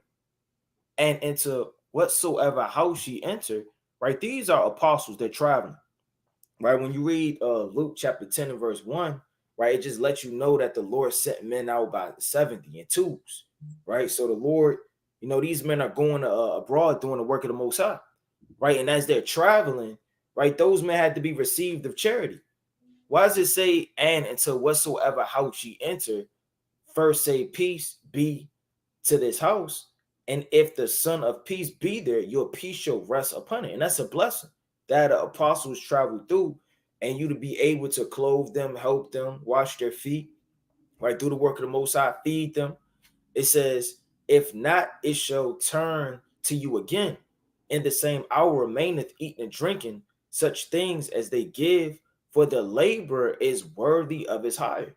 Right? And these men, they don't have a paycheck. Right? These men, there is no McDonald's in the ancient world. So as they're traveling, doing the work of the Lord, is laid heavily on charity to be able to help these men. Right? I mean, they would minister into Paul and helping Paul. Right? Not that Paul didn't work, but for the lack, like when you read the book of Philippians, right, the work of the Lord, you have Epaphroditus, right, in the 4th chapter, it kind of explains it, right, the things that were lacking on their part, they have supplied, right, so they had to help Paul out, right, he said, I minister into you carnal things, right, paraphrasing greatly, is it a thing if I receive spiritual things, right, paraphrasing greatly, right, it says, for the labor is worthy of his hire, go not from house to house, and into whatsoever city you enter, and they receive you, eat such things as are set before you. And if they receive you, all praise to the Most High, because they're receiving the Most High, and heal the sick that are therein, and say unto them, the kingdom of God is come nigh unto you. I mean, that's unto the sick. That's unto them that receive the prophets. That's unto them that deserve, right, the blessing of the Lord. You have a lot of poor people that are proud, man. Right? You try to give them wisdom and knowledge, and they neglect it. They yell at you. Right? They're smitten with madness. Deuteronomy 28:28. Right? The Lord said he hates a poor, proud man. But into whatsoever city ye enter, and they receive you not, go your way out of the streets of the same, and say, even the very dust of your city, which cleaveth unto us, we do wipe off against you. So they're not receiving those men. That's the doctrine and the word of truth. And that's receiving charity and taking care of those men in whatsoever houses they were entering into. Notwithstanding, be ye sure of this, that the kingdom of God is come nigh unto you. But you got it. Yeah, and it made me think of this quick precept in 1 Samuel, right? This 1 Samuel, right, chapter 25, Salakia, and verse, I will start at 8, right? It reads, ask thy young men. So David was protecting the Baal's flock, right? When you read this account in the night, David didn't talk to Nabal about it. David did it out of charity. He was keeping the law, right? Nabal didn't pay David to do this. David did this out of sincerity of his heart. He protected Nabal's men and his sheep. So David asks, hey, look, can we get things from you? You know, we need food, you know, we need water, etc. So this 1 Samuel 25:8. Ask thy young men, and they will show thee. Wherefore let the young men find favor in thine eyes. For we come in a good day. Give, I pray thee, whatsoever cometh to thine hands, unto thy servants, and to thy son David. And that's a humble thing, and to thy son David, bro. So he put a humble word to it. He saying, look, I'm king. David could have said, I'm King David, bro. Don't you know I was anointed? Sam, you anointed me on this day. He chose me over my brother. I'm the one that slew Goliath. Run it. You seen what I did to the Philistines, man. Don't they say David killed his thousands? I mean, it's 10,000s and Saul is thousands. You know who I am. Run it. And he could have did that, man. But he came in humility. He said, whatsoever cometh to thine hand. Right? He didn't say, give me your 10,000 of your fattest lambs. He said, and to thy son David. And when David's young men came, they spake to Nabal according to all those words in the name of David, and ceased. And we speak words in the name of Yahweh, Bashmi Abishai. Right? Now, you could be like you was going into, you know, you could be Paul, you could be Silas, you could be Peter, right? And you could ask a brother, huh? You know, can I get a bottle of water? Right? A brother might say, it's been plenty of times, man, when we be traveling, we be getting damn finesse, man. Or so they try to do all the time, man. You know, you can't do this, and we have to tax this and take this and do this. And they don't really know that, you know, we're coming in the name of Yahweh Bashmi Abishai, man. Some people don't know who they're dealing with. Now, we're just mortal men, but we are the servants of the Most High God. You know, we can at least witness to that. right? So they didn't know that these men was coming in the name of King David, a man after the Most High's own heart. Nabal didn't know that. And let's go back to what we're reading about. 1 Samuel 25 and 10. And Nabal answered David's servants and said, who is David? And who is the son of Jesse? Now, hold on. When did David say, I'm the son? Tell him I'm the son of Jesse. Where's that account? Right? It's not there. So this guy's just being a demon. Right? Who's Uriah from Watchmen of Israel? Right? Who's Yaradah? Ban Yahawada. Right? You know all things about that brother, but you act like, this is just outright hatred, man. And envy and pride. Somebody said, well, you got to give Nabal a break. We're not going to give Nabal a break, man. Nabal didn't know. Nabal knew what was going down. That's why he said, and who is the son of Jesse? There be many servants nowadays that break away every man from his master. So you know whose side he was on, right? You know what side he was on. He knew David was king, man. Just a slave, broke away from his master, then runaway, vagabond. Who the hell is he, man? Verse 11. Shall I then take my bread and my water and my flesh that I have killed for my shears and give it unto men whom I know not whence they be? You see that? So a lot of brothers don't want to take your bread, your water, your flesh. It can be spiritual.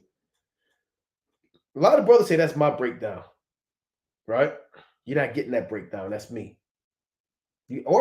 Some brothers charge brothers, man. If you want this breakdown, you got to subscribe. We need $10 a month. You get this breakdown, right? You need to be on this site, subscribe to this, get with this, then you kind of get some knowledge. Some brothers sell breakdowns for over what? $70 or something, man. That's madness, man. How do you even know how much to charge? You said what? So how do they even know how much to charge? You wouldn't know. Because it's the Lord's, man. It's the Lord's bread. That's why he says, shall I take my bread and my water? That belongs to Yahweh. Bashim Yahushua.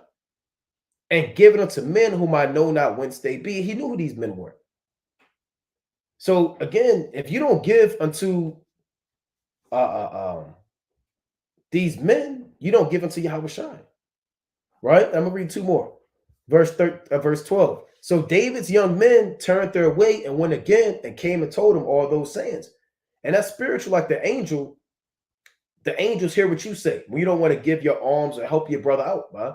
Or you want to be selfish, you want to be prideful. You want to act like you don't know who a brother is, or you're being disrespectful and off to your brother. And then them angels, they'll tell the matter. That's why it says, curse not the king, no, not in thought or in thy bedchamber, paraphrasing. Right? For that which hath wings shall carry the voice, and that which hath wings shall tell the matter. Greatly paraphrased. Ecclesiastes 10.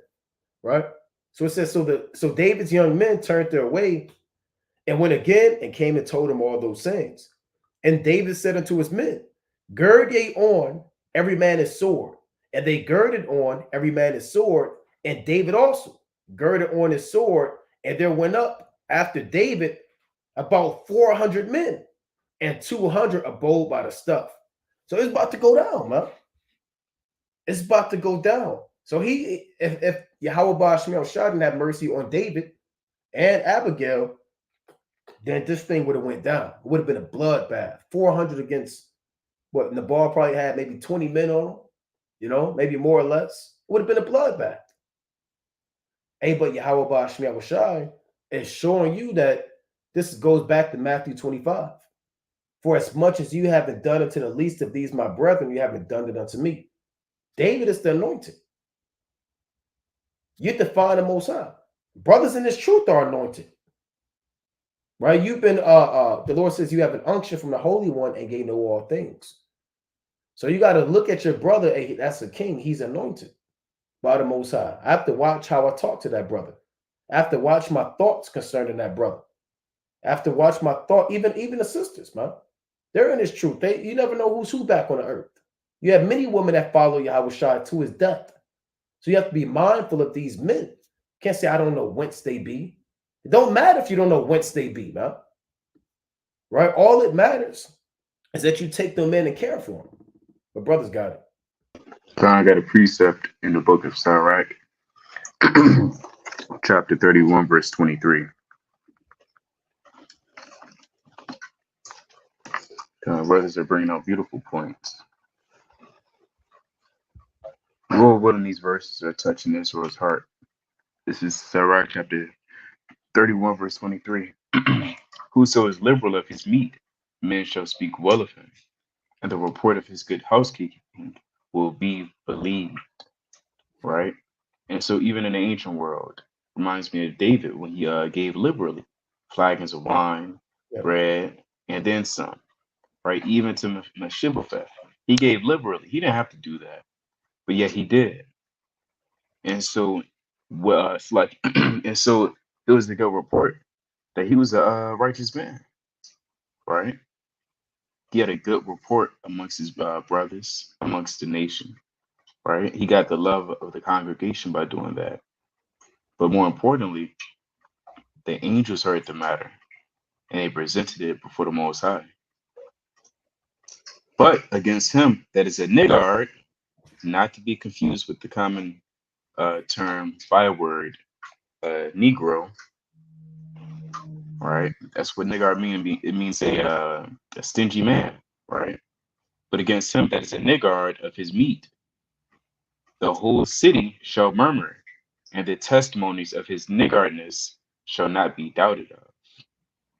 Right? And the ball was moving in that spirit of being a niggard. All right. And a lot of men today, they move in the spirit of being a niggard of their meats. Now, on a carnal level, yes, meats, but even on a spiritual level, as the brothers mentioned, to present to you, you may have breakdowns, you may have flashcards, you may have whatever. But if you charge or if you're selfish of giving, then, the whole city's going to hate you and they're going to murmur against you. Right.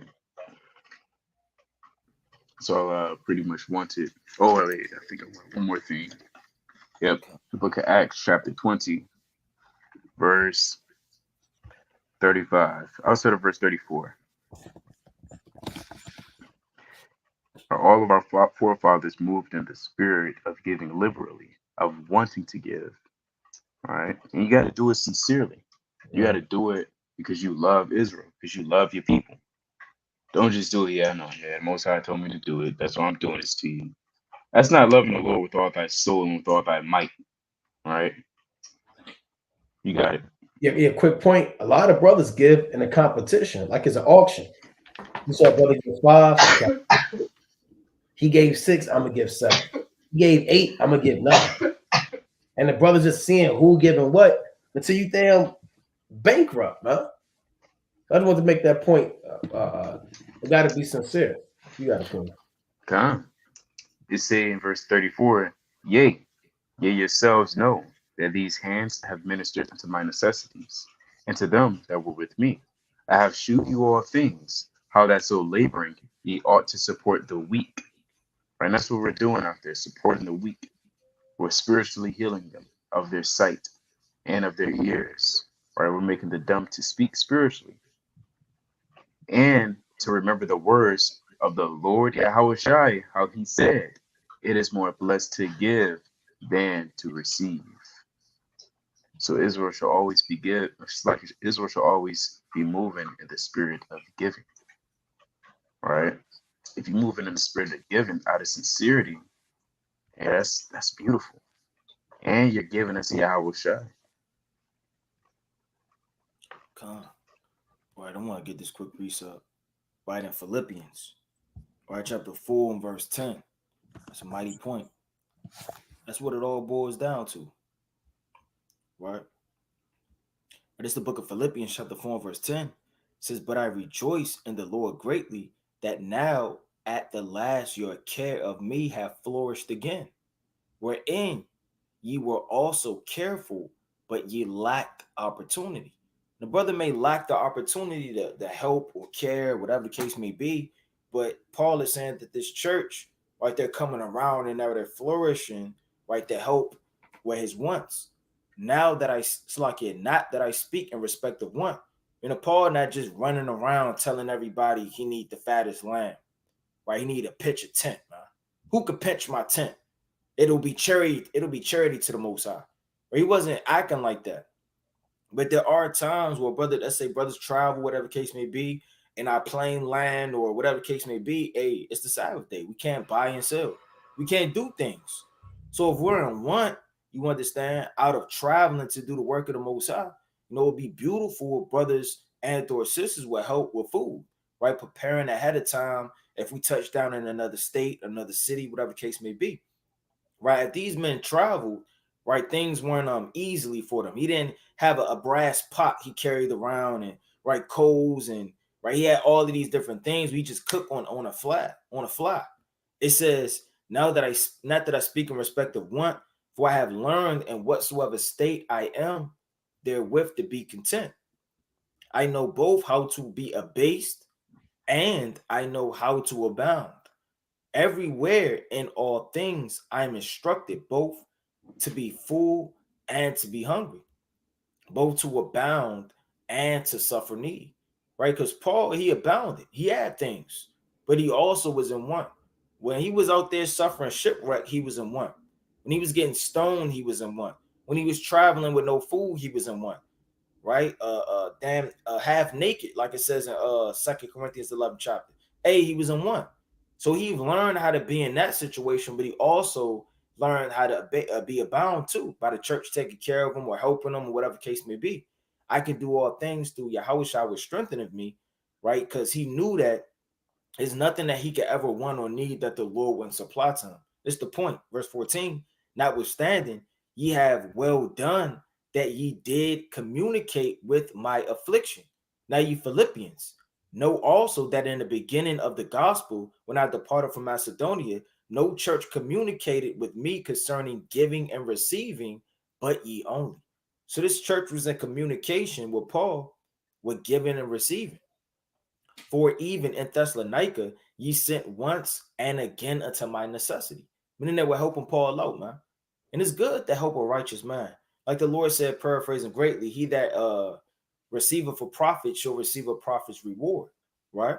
So if you take in a prophet, if you be kind to a prophet, you feed a prophet, right? You clothe a prophet, whatever the case may be, you should receive a prophet's reward. And the same labor that prophet will be doing for the name of the Most High, the reward he would get, that same reward will be bestowed on a person that's taking care and helping that prophet.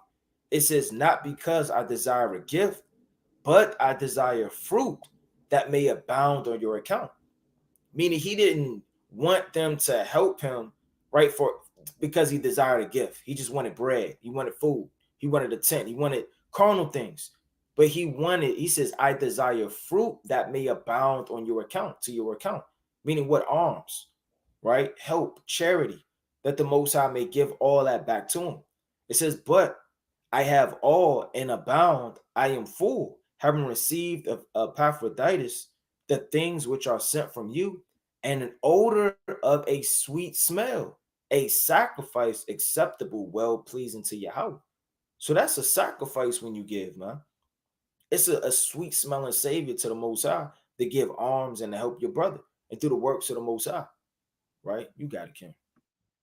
And I wanted to add to that. I want to go back to the point that Yaradon was making about what both of y'all was making.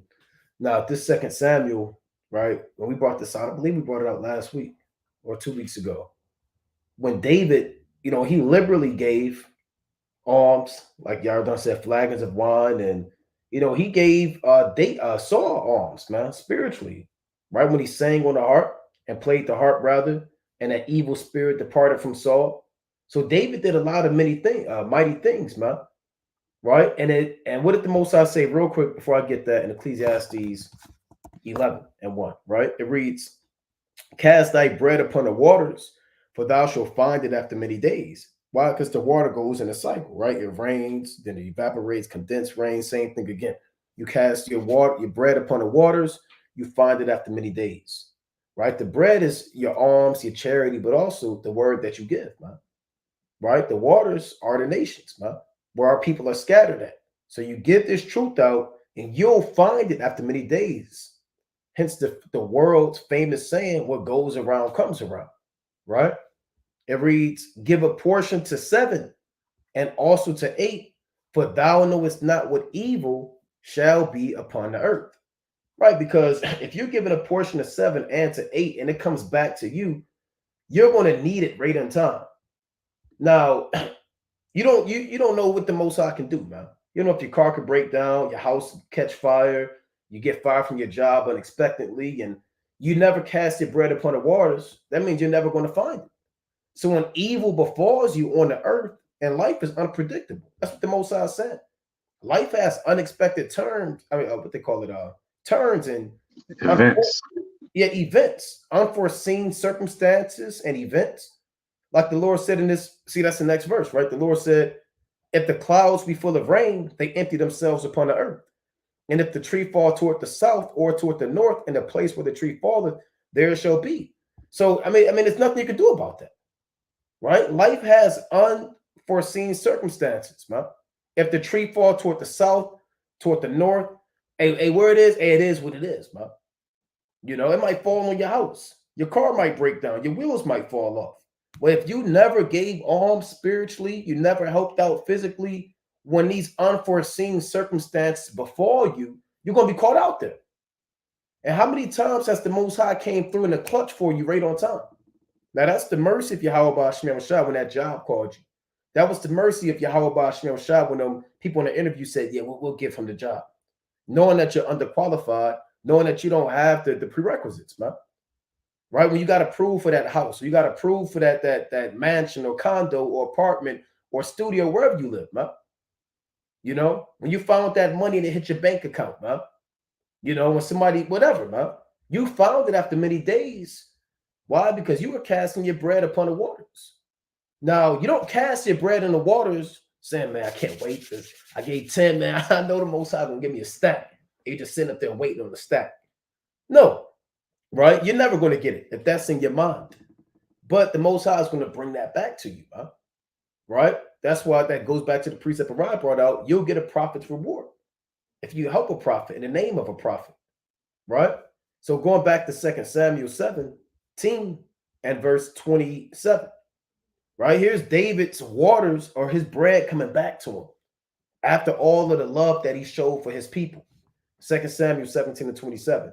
And it came to pass when David was come to Mahanaim, that Shobai, the son of Nahash, of Rabbah, of the children of Ammon, and Machir, the son of Amiel, of Lodabar, and Barzillai, the Gileadite of Rogelim, brought beds and basins and earthen vessels and wheat and barley and flour and parched corn and beans and lentils and parched pulse and honey and butter and sheep and cheese of kine for David and for the people that were with him to eat. For they said, the people is hungry and weary and thirsty in the wilderness. And you never know when you're going to be hungry and weary and thirsty in the wilderness, man. And Babylon the Great is a wilderness. You never know when the spirit might leave you. You never know when you have those afflicting times and you're down in the spirit, and those days when you're not mighty, and those days when you catching hell, and you never know, man, what's going to befall you, you know. But the Lord put the spirit on these men to help David in a time of need. So that could be a brother praying for you. All of the great works you did, the Most High put the spirit on brothers to pray for you, man. And now you feel that virtue again, man. Now you feel that zeal. That fire that you feel could be the spirit of a brother praying for you. You don't have to be because you caught a fire and you zealous. No, hey, you're off, man. You're hungry and weary and thirsty, but the Most High put the spirit on brothers to pray for you, man. Put the spirit on people to give you these jobs, to give you these cars, to give you these houses, to give you this wisdom, man. You know, to give you that precept, to give you that phone call, to give you that counsel. So you got to cast your bread upon the waters, not with the ill intent of knowing that you're going to get it again, but you do it because Yahweh Ba'ashim Shai commanded you to do it, and because you sincerely love your brother. And you see how it came back to David.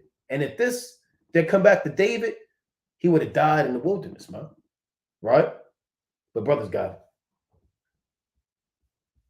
We'll go back to Matthew, brothers. We'll go back to Matthew 25. Right?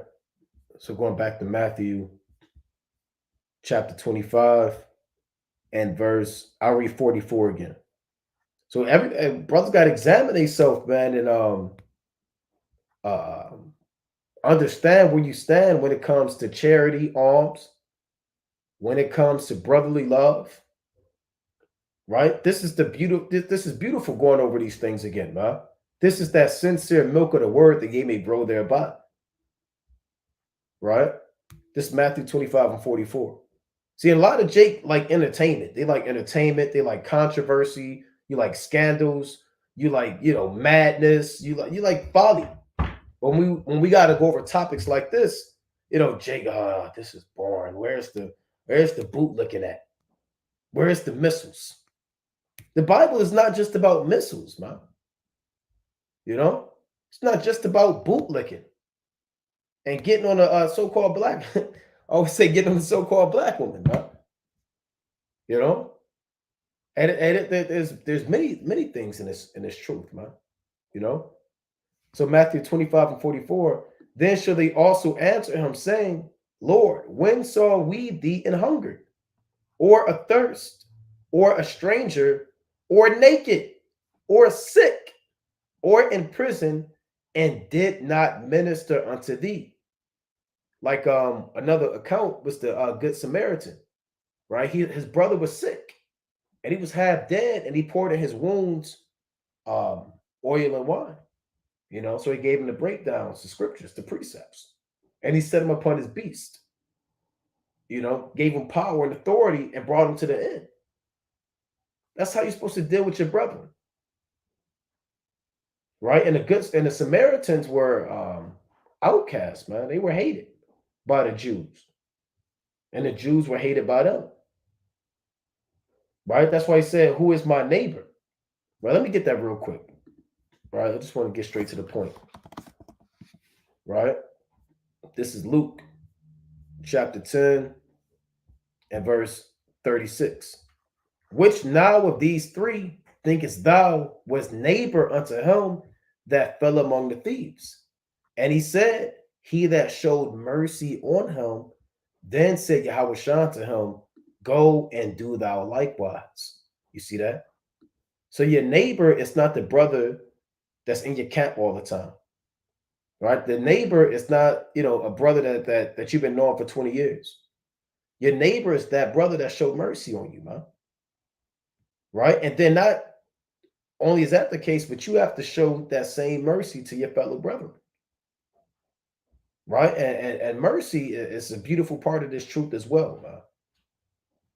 Right? So let's go back to this in Matthew. Right? Matthew 25 and 45. Then shall he answer them, saying, verily I say unto you, and as much as he did it not to one of the least of these, ye did it not to me.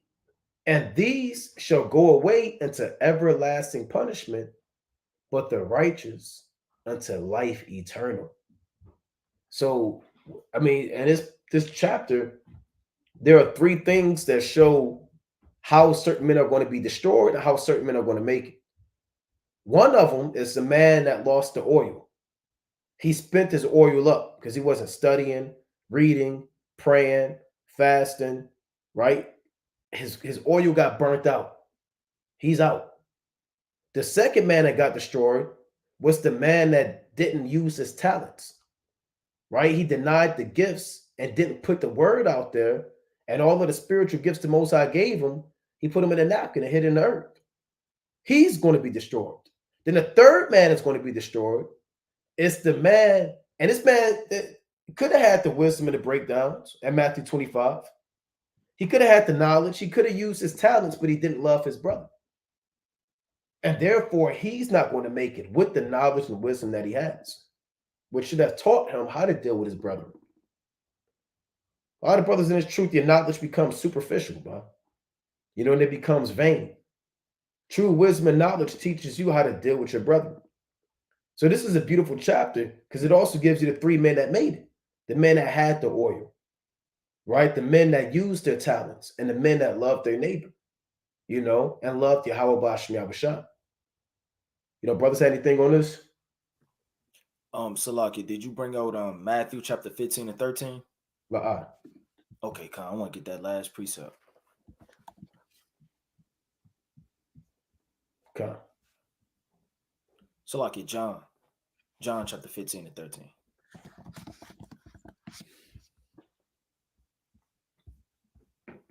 That's the mighty book of John, chapter 15 and verse number 13. It says, greater love have no man than this. Right? So you want to get to the highest point of love. Everything has levels, man. Right? You have a level of schooling. Right? You may go to high school, you may go to college, you may go back get your bachelor's, your master's. Right? The Lord said you may show love by giving a brother a hug and picking him up. You understand when he's low. You may give love by giving arms. Right? The highest level of love is what Yahweh Shai showed to the nation of Israel. Greater love have no man than this, that a man laid down his life for his friends. Right? So if you lay down your life for your brother, right, that's the greatest love that anybody could show, because that's selfless. Right? You have denied yourself. I mean, you're essentially, you know, leaving behind your children, your wife, your legacy. Right? You're living to be an old man, if that's, you know, the lot of how the Lord will have things play out. You're essentially casting away everything in yourself that your brother can live, or that your brother may have a chance. And that's what Yahweh did, man. Right? He nailed every one of our iniquities to the cross, right? And he showed the greatest act of love that man could ever show. Like in Hebrews, Salaki, Romans, the 5th chapter, right? I'm going to get that real fast too. Like the Lord said, a righteous man won't, you know, was scarce to die for you, man. Not everybody would die for you. Not everybody would have that mentality, right, to want to die for you. It's the book of Romans, chapter 5, right, in verse number 6. For when we were yet without strength, in due time, Yahweh Shai died for the ungodly. Meaning he died for those that smoke weed, right, the harlots in the streets, right? He died for them that were doing accustomed to wizardry. Look at Manasseh, man. Look at our kings. Right? The Lord died for us in that estate when we did not know him, we were in sin. Right? We didn't come into this truth and now the Lord said, all right, now I'm going to die for you. No, he died for us when we were lost in the world, man. That means the much more that we owe our life to the Lord. That's why Paul went twice as hard through the grace that was bestowed upon him. He had to go twice as hard and he labored more abundantly than them all. It says, for scarcely for a righteous man will one die, meaning barely. Barely somebody's going to jump in the way, right? For a righteous man, he could be a bishop, right? He could be a prophet. He could be an apostle, right? You may think this brother got to be one of the sons of the prophets back on the earth, right? If it's a shootout, somebody aiming their guns at him, scarcely is somebody going to think, let me dive in a way to protect this man. Everyone's going to scatter and flee. It says, yet peradventure for a good man, some would even dare to die. But God commended his love toward us, and that while we were yet sinners, I mean, in that estate, the Lord died for our sins, man. And that should break everybody down, or it should break everybody down, right? And have you to have an allegiance toward the Lord, right? Deeper than just knowing the breakdowns. It's truth is just deeper than knowing the secrets in Job, like the brother was going into, man. The Lord died for you. You owe your life back to the Lord. Not only do you owe your life to the Lord, you owe the Lord to walk in his image. If he died that you may have a chance to walk in his image, don't let his blood go in vain. You're taking the blood and the mercy of the Most High, treading it underfoot to do your own pleasures. He died for you to give you a chance. You neglected the chance to do your own wickedness. But God commended his love toward us, and that while we were yet sinners, Yahweh Shai died for us. Much more than being now justified by his blood, we shall be saved from the wrath through him, right? Because we were enemies to the Lord, like it says in verse 10 all the way down. We didn't know the Lord. We were alienated. We were strangers. We were cast off. We were aliens. But now the Lord, through his blood and mercy, had bridged that middle wall of partition to give us an opportunity to come back to him. So our brothers got to wake up every day understanding the mercy of the Lord and how we don't need to be here. The Lord gave us an opportunity. He gave us a chance. Lord didn't have to die for us, man. Lord could have left you in your sins. Look at the old world during the time of Noah. Those men died to death. Why? They mocked, they laughed, they drunk, right? They had sex, they married. They did mischief and sorcery and praised false gods, right? And did idol worship. Those men were destroyed. Look at all of the generations of old, right? Up to this point where the Lord's mercy is covering us in the last days. You can't have that to go in vain. You got it. Come. No, that's all I had. Bring out closing precepts. Con, I get it. Come. You said what? I said we can bring out closing precepts. I'm gonna bring out Hebrews 10 and 27 to learn back what she was speaking on, and how Yahushua gave up his life for Israel, so we don't, face that terrible judgment of, dying immediately and being cursed, like it says in Galatians 3rd chapter. This is Hebrews chapter 10 verse 27. But a certain fearful looking for a judgment and fiery indignation, which shall devour the adversaries. He that despised Moses' law died without mercy under 2 or 3 witnesses. Of how much sorer punishment, suppose ye, shall he be thought worthy, who had trodden under foot the Son of God, and hath counted the blood of the covenant wherewith he was sanctified an unholy thing, and hath done his spite unto the Spirit of grace. Right? How much more of a terrible, gruesome, awful, heinous, wicked death, or just death, will one have by taking Yahushua for granted? Because that's what you're doing. You're taking the covenant, the blood of the covenant, for granted, right? By abusing the grace, and he didn't have to do that, right? It's the one of the purest forms of love is to lay down your life for your brother, right? That's charity. That's how you love one another. With that, I yield. Con, I want to get the classic. Right in the mighty book of Revelation, the 3rd chapter. Right? It's the book of Revelation, chapter 3 and verse number 2. It says, be watchful, right? So if everybody's not watching, all hell is breaking loose, man. Iranian president, right, has died to death, right? Earthquakes, uproars, right? The people are going madness. Hey, the Lord has vengeance on the earth, right? Don't neglect or don't think that we're living in the days of old where we're not issuing it to the end. The birth pains are on the rise, man, right? This place is about to be destroyed. Be watchful and strengthen the things which remain that are ready to die. For I have not found thy works perfect before God, right? Remember, therefore, how thou hast received and heard, and hold fast. That's important because a lot of times brothers, they forget their first love, or they don't hold fast the things that had them rooted in the beginning of the truth.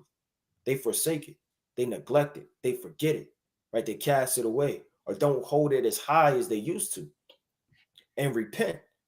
If therefore thou shalt not watch, I will come on thee as a thief.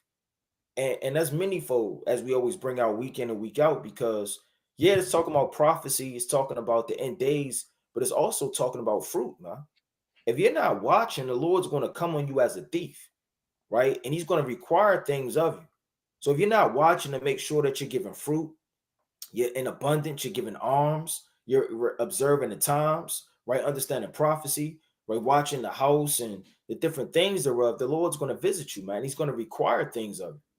It says, and thou shalt not know what hour. So like you can scroll up a little bit more, King. Thank you. It says, and thou shalt not know what hour, right, I will come upon thee. And you're not going to know what hour the Lord's going to visit you, right? The Lord may visit you in the 9th hour, he may visit you in the 3rd hour, right? He may visit you in the middle of the night. So make sure that you're always girded, right? And you're always watching and praying for mercy. Because essentially, we're all unworthy, but through the mercy of the Lord and repentance, right, the Most High is going to cover us. You got it, King. And I'm gonna get classic, right? Revelation chapter 22 and 12. And it reads, and behold, I come quickly, and my reward is with me to give every man according as his work shall be. So everything in Matthew 25 we went over, brothers got to meditate over. We went over it last Monday, right? Matthew 25, 1 through about 30, and then 31 on down to the end of the chapter. Those things have to be meditated upon. Yahweh Shah's coming quickly, right? You have to keep your oil burning, keep your fire burning, rather, pursuant to the parable of the 10 virgins. You have to maximize the talents that Yahweh Shai or Yahweh Bahashim Yahweh Shai has given you, huh? Right? And then also you have to make sure you're upholding the law of love, which Yahweh Shai calls the royal law. You love your neighbor as you love yourself, pursuant to Matthew 7 and 12, right? So you have to understand that all hell could break loose any second, huh? Right? It could be an EMP attack. It could be an assassination. It can be a false flag. Right now, he's saying it's going to be this. Be on the lookout for this. This alphabet. If you know what I'm talking about, you know what I'm talking about, right? This alphabet false flag, man. Right, with these sodomites, man. Right? They're saying be on high alert. Things might happen, whether they happen or not. But you understand that this, the Most High is shaking up this earth, man. So he's coming quickly, and his reward is going to be based off of the works that you do. You're going to get rewarded. People get rewarded for their wicked works, man. They get rewarded with death, right? Or you're going to get rewarded with life. So you have to examine yourself, or we all have to examine ourselves and make sure that we are putting forth as much works as we can, because your works show just how much you really believe in Yahweh Bashim Yahushua. But with that, we're going to close up, giving, of course, our honor and our glory to Yahweh Bashim Mashiach Malak Yahushua. Brother Naquan. Shalom, Brother Roddy. Brother Yardan, Shalom. Kwam Yasha. Shalom.